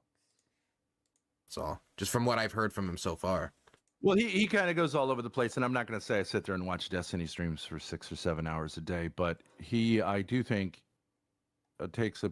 I mean, maybe he's kidding around. I'm not sure you should be kidding around about ethnic cleansing or genocide if you're attempting to be serious, but you could see the logic of it. Like the logic of genocide is a logic. Sometimes, you sort of lose faith that there's The any talk solution. with President Sunday was a bit off the rails as well. But anyway, Other than eliminating one group of people that's or not another group of Dylan's people. style. Of course, as normal human beings, we would say like that's an incredibly despairing position. I think he was taking that, sort of half jokingly. But I think he thinks that if the Gazans could be pushed into Egypt and assimilated into Egyptian society, that he would be in favor of that. And I can see the logic. The Gaza solution is a terrible solution. A concentration camp. I mean, Endless concentration camp. I mean, no frame of reference for Destiny believing that. But I think it would be a Check it terrible out on solution. Twitter. I do have a little bit of frame of a reference, but forget it. We're not here for Destiny. We're not here for Destiny. I think it would be a terrible. He said that. He said I'm that. just not here for Destiny today. Destiny is a topic for a different segment, different day. We can look into Destiny some other time. That the Gazans and the Gazans should all I mean, leave. it's intuitive. The idea would be that Palestinians aren't really Palestinians. They're I just did hear Destiny say that to him it seems that giving ground to any of the sides necessitates the erasure of the other side. I did hear him say that. Arabs who happened to be there, that, a lot of them were drawn there by the the Zionist economic expansion. They haven't been there that long. It's the same kind of argument against like that the Rhodesians had. That was true. Those were largely where Rhodesia was settled was largely empty. There weren't a lot of people there, but a lot of blacks came because of the economic prosperity, and Racist. that it's I do think it's the logic of white supremacy, settler colonialism that is so cynical about the idea of people not being able to live together. But I do think that applies to the United States. Yeah, Destiny is a name best left alone, especially if a smaller creator. I mean, that ship has already sailed. I've talked about Destiny many times, so that ship has sailed. I've talked about Destiny when I was a lot smaller than now, so that's I even tagged him in some of my videos criticizing him. I'm brave. I am super brave. I added him when I was like a couple hundred subscribers, so in my criticism videos. It's okay. I'm not scared. I'm brave. I think well. part of the reason he believes in a two-state solution, the same reason I believe in a two-state solution, is I don't know if peaceful, direct neighbor to neighbor. It's just that I really don't want to talk about him right now. Just I've Israel Palestine is already a thing that's been misappropriated. Okay, I don't want to add to that.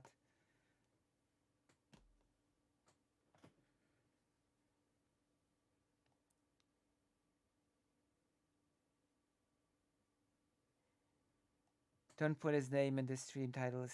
His followers will show up and cause chaos. Maybe I should. Maybe I should do the opposite. Maybe I should do a stream about makeup and chilling and put Destiny in the title just for the fun of it. Existence is possible in the near term, and which is why I think most people believe in a two-state solution instead of like some kumbaya one state secular state where everybody like lives together. And it's not that it's a bad thing. It's I just don't know, some title. How could Destiny do this? Why would Destiny do this? Why would Destiny say such a thing or something and then just throw it out to the wild? We're gonna do it. That's a plan for the next stream. I don't know if that's like practical after the Nakba, after the massacres, after the bombings, after everything. If it's practical, I mean, you can look. I mean, just look at the West Bank or look at Jerusalem and the violence that goes on. He said what? Yeah, I mean but if you take Zionism out of the equation, only if you're sure you can ignore them when they show up. LOL. I mean, I can only ignore them if I have, I don't know, other people than them to not ignore. Arabs, who are often Muslims, but sometimes Christians, like Muslims, Christians, and Jews have been able Makeup can change your destiny. True. to live in relative peace together. It's not a terrible.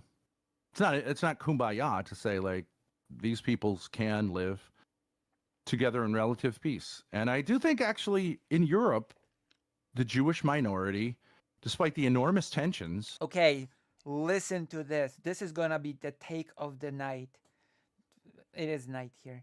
This is gonna be the take of the night. So prepare yourselves because, oh boy, you're about to hear a take.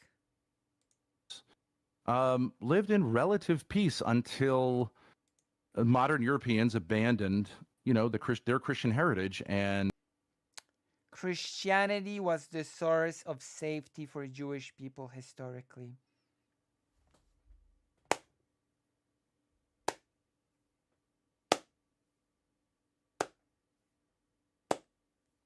What a take. Oh boy. turned to these, racial theories, which caused this. I don't know. I mean, I feel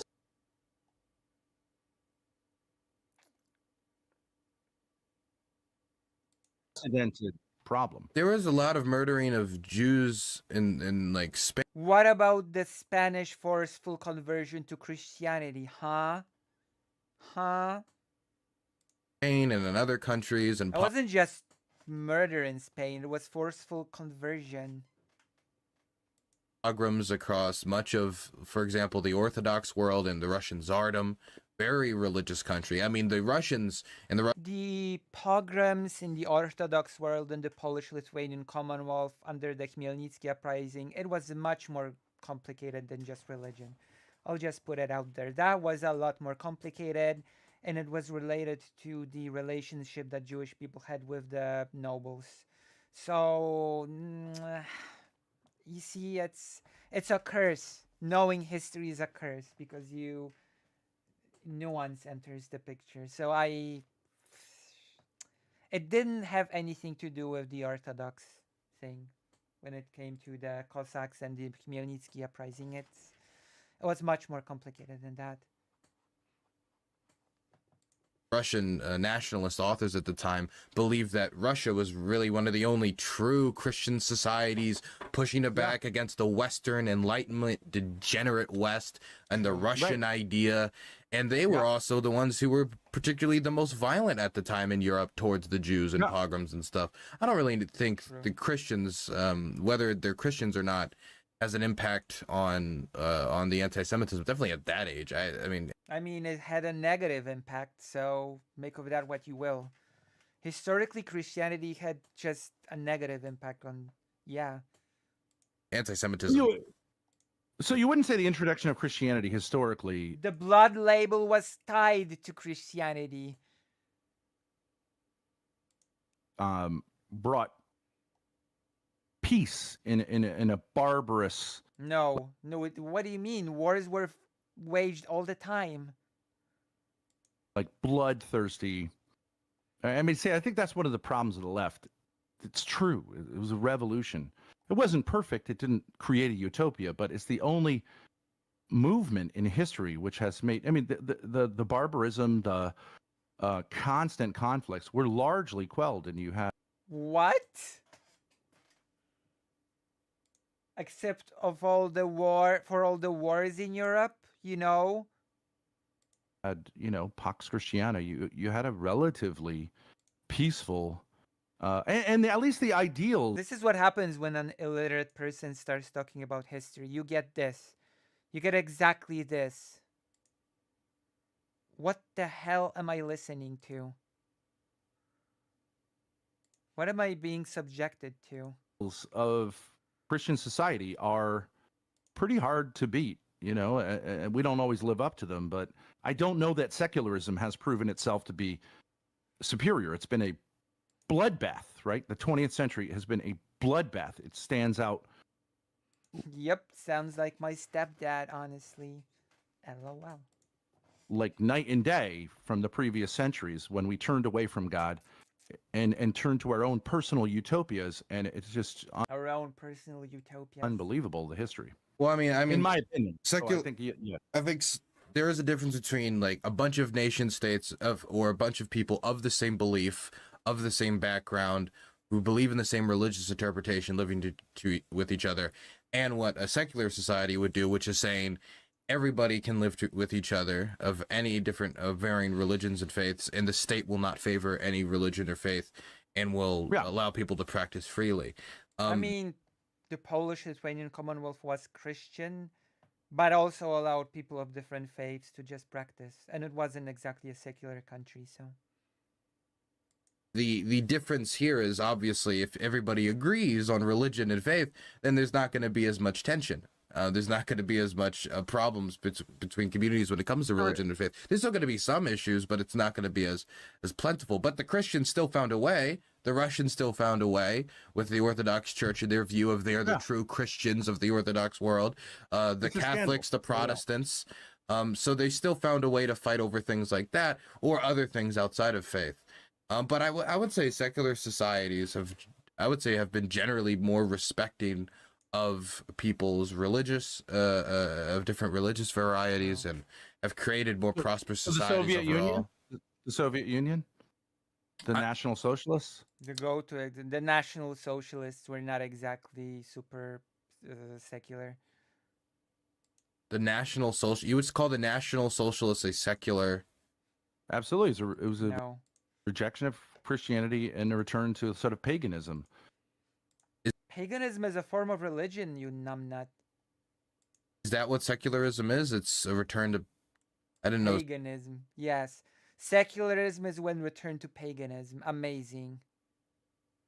Secularism was a return to secularism, as far as I'm aware, because I'm a secular humanist, right? That's what I would call myself. But as far as I was always aware, secularism is when, and yes, the church apparently sent Hitler a birthday cake every year. The state does not favor a religion and says that we're going to treat the religions equally and not favor one when it comes to legislation and how we rule. I don't think govern.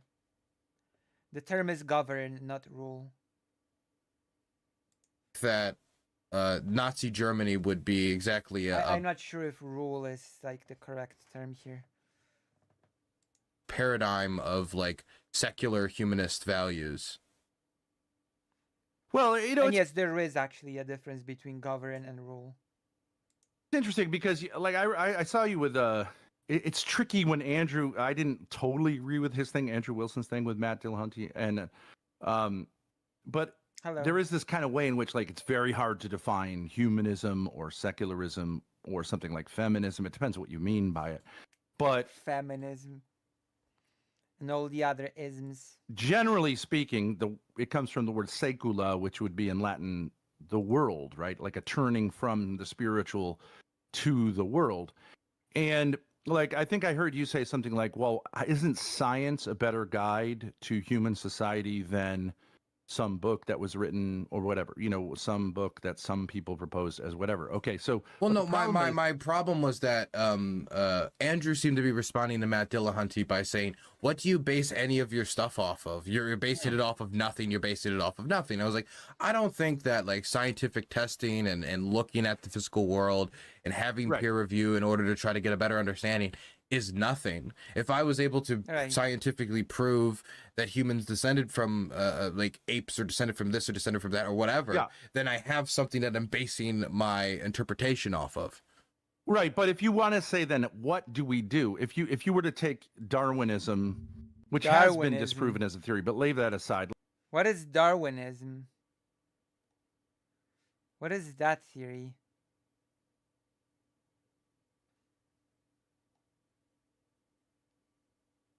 Let's just say we all accept Darwinism. Wait, when you say Darwinism, do you mean like evolution? Like evolution has been disproven? Yeah, they're gonna argue evolution now. This is good opportunity, and I am asking, how do you feel? And if I may, what is the difference between Israel, Hamas war versus Russia and Ukraine? I don't know, Russia bad, IDF and Hamas bad.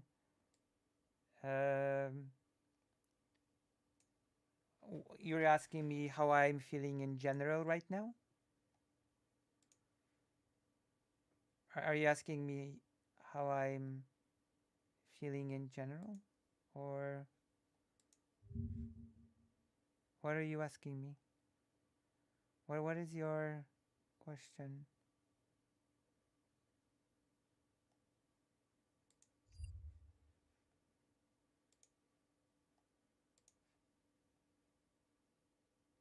Can you rephrase your question, please?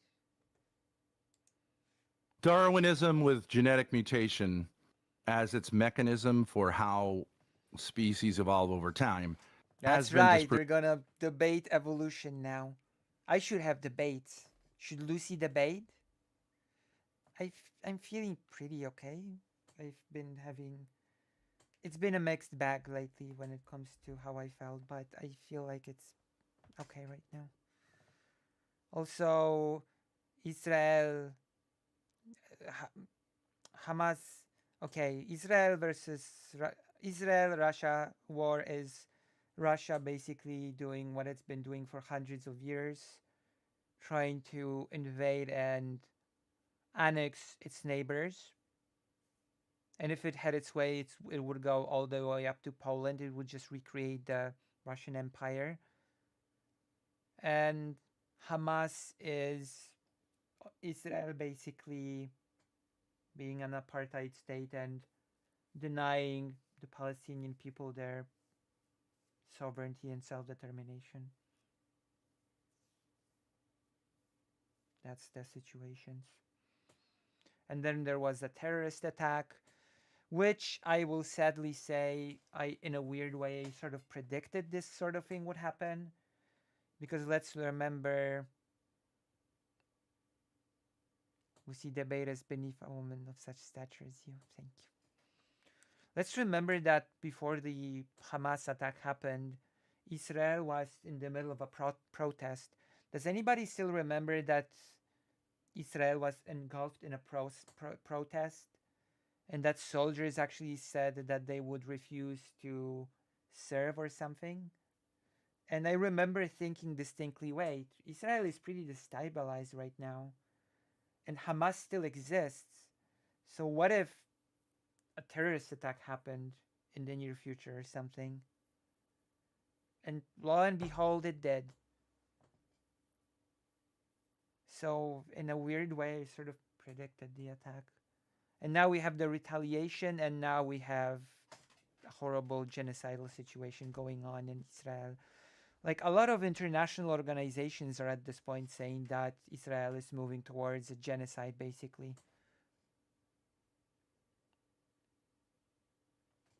You know?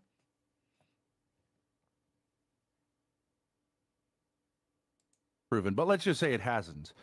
Okay, it's compatible. Catholics can. Okay, I just So this is my answer for now. just want to make sure we both clarify that evolution as a concept has not been disproven scientifically. No, it's not. I mean, evolution can mean different things. Like the idea that like So weaselly, just like with the daughter thing. Everything can mean different things. Quick reminder that Israeli people hate Ben Netanyahu. Yeah. Like I'm reading a pretty Israel biased book right now, and even in the Israel biased book, the author calls Netanyahu a fascist. So if a pro-Israeli author does that, then you can safely come to a conclusion that Netanyahu might just be a fascist. Just saying.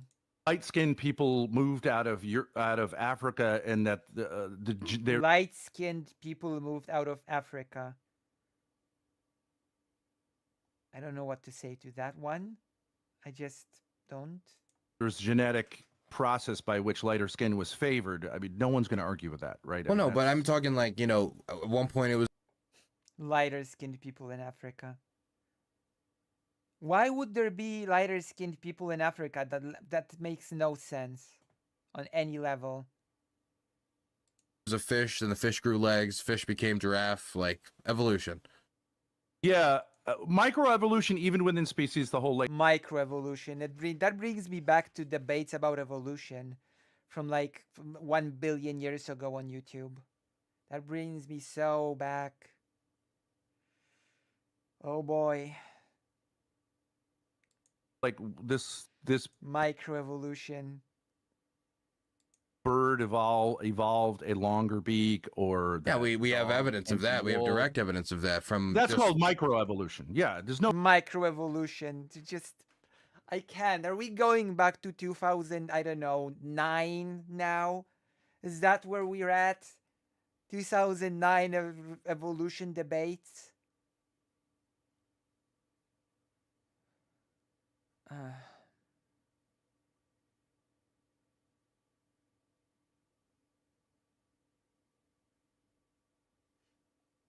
No doubt about it. Yeah, no doubt about That is just revolution. That is just evolution, yes. it. But to extrapolate and say that, like, yeah, a cat became a dog. Nobody said that a cat became a dog. That's a that once again that's a is actually 2009 debate about evolution level of argumentation. We're back. History rhymes, as George Lucas said. History rhymes. It repeats itself. It's like poetry. It rhymes. Are you telling me that a tree became a human? has the and through genetic mutation is completely at a dead end. That does not. I don't know if Possible anybody ever said a genetic- cat became a dog, but I mean, A cat became a dog. it is true that like different animals descended from, you know, other animals. True. A cat became a dog. And a dog became a cat.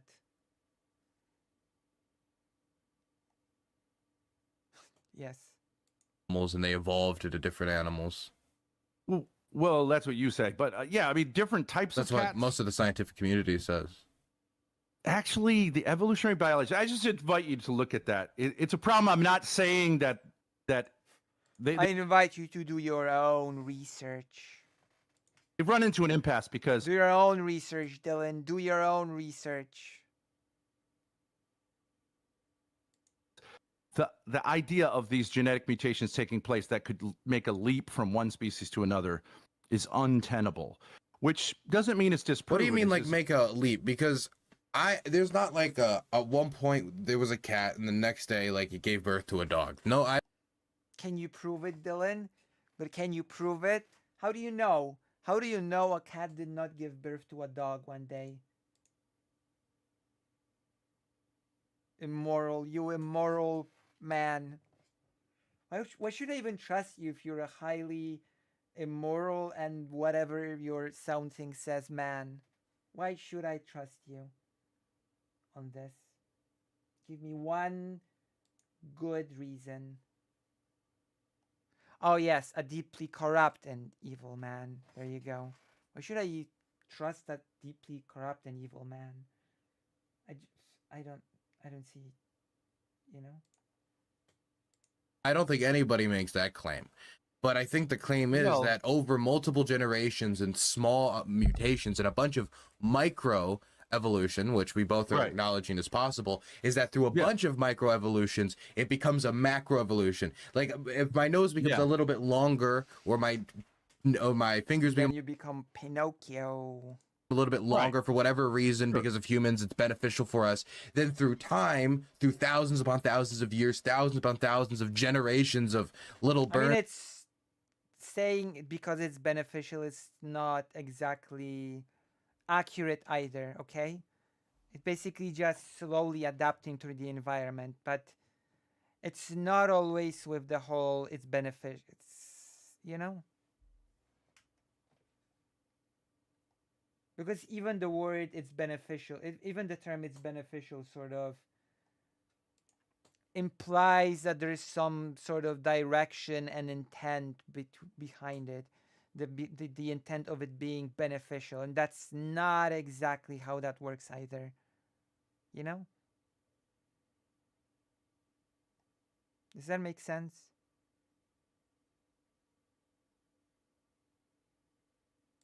Burnses, right? Dylan Burns, little Burnses in the future, we're gonna have a macro evolution of humans looking very different in the future. Well, if you look at it specifically, so you having let's say I'm tall, right? Little Burns is in the future. And people of my area generally tend to be tall. I'm mostly from Western Norway. Why were we favored? I don't know. But like, let's say light skin is favored. But that's a genetic variation within the human genome, right? That's not a mutation. There are lighter and darker skinned people in Africa, and you can see that over time, lighter skin is favored. But that's not What? the Who is mechanism. the creationist? A strange person. Hello, Zanaki. Proposed by neo-Darwinism. It was the idea of genetic mutations, which would cause big leaps, like going from not having eyes to having eyes, which can't be gradual. And so the idea was, well, Big leaps. maybe there were, because there's so many chances for genetic mutations. Read a book. I've got an advice for you. Read a book. I like to read books. Read a book. It'll help you. Do happen, and sometimes they can be beneficial. But the idea that this is an explanatory mechanism, there aren't enough chances in the The idea that a dog became a cat. entirety of like biological existence to like be able to like that the odds could ever happen, even like two things at the same time could happen. Exactly. If you have a watch, then who was the watchmaker?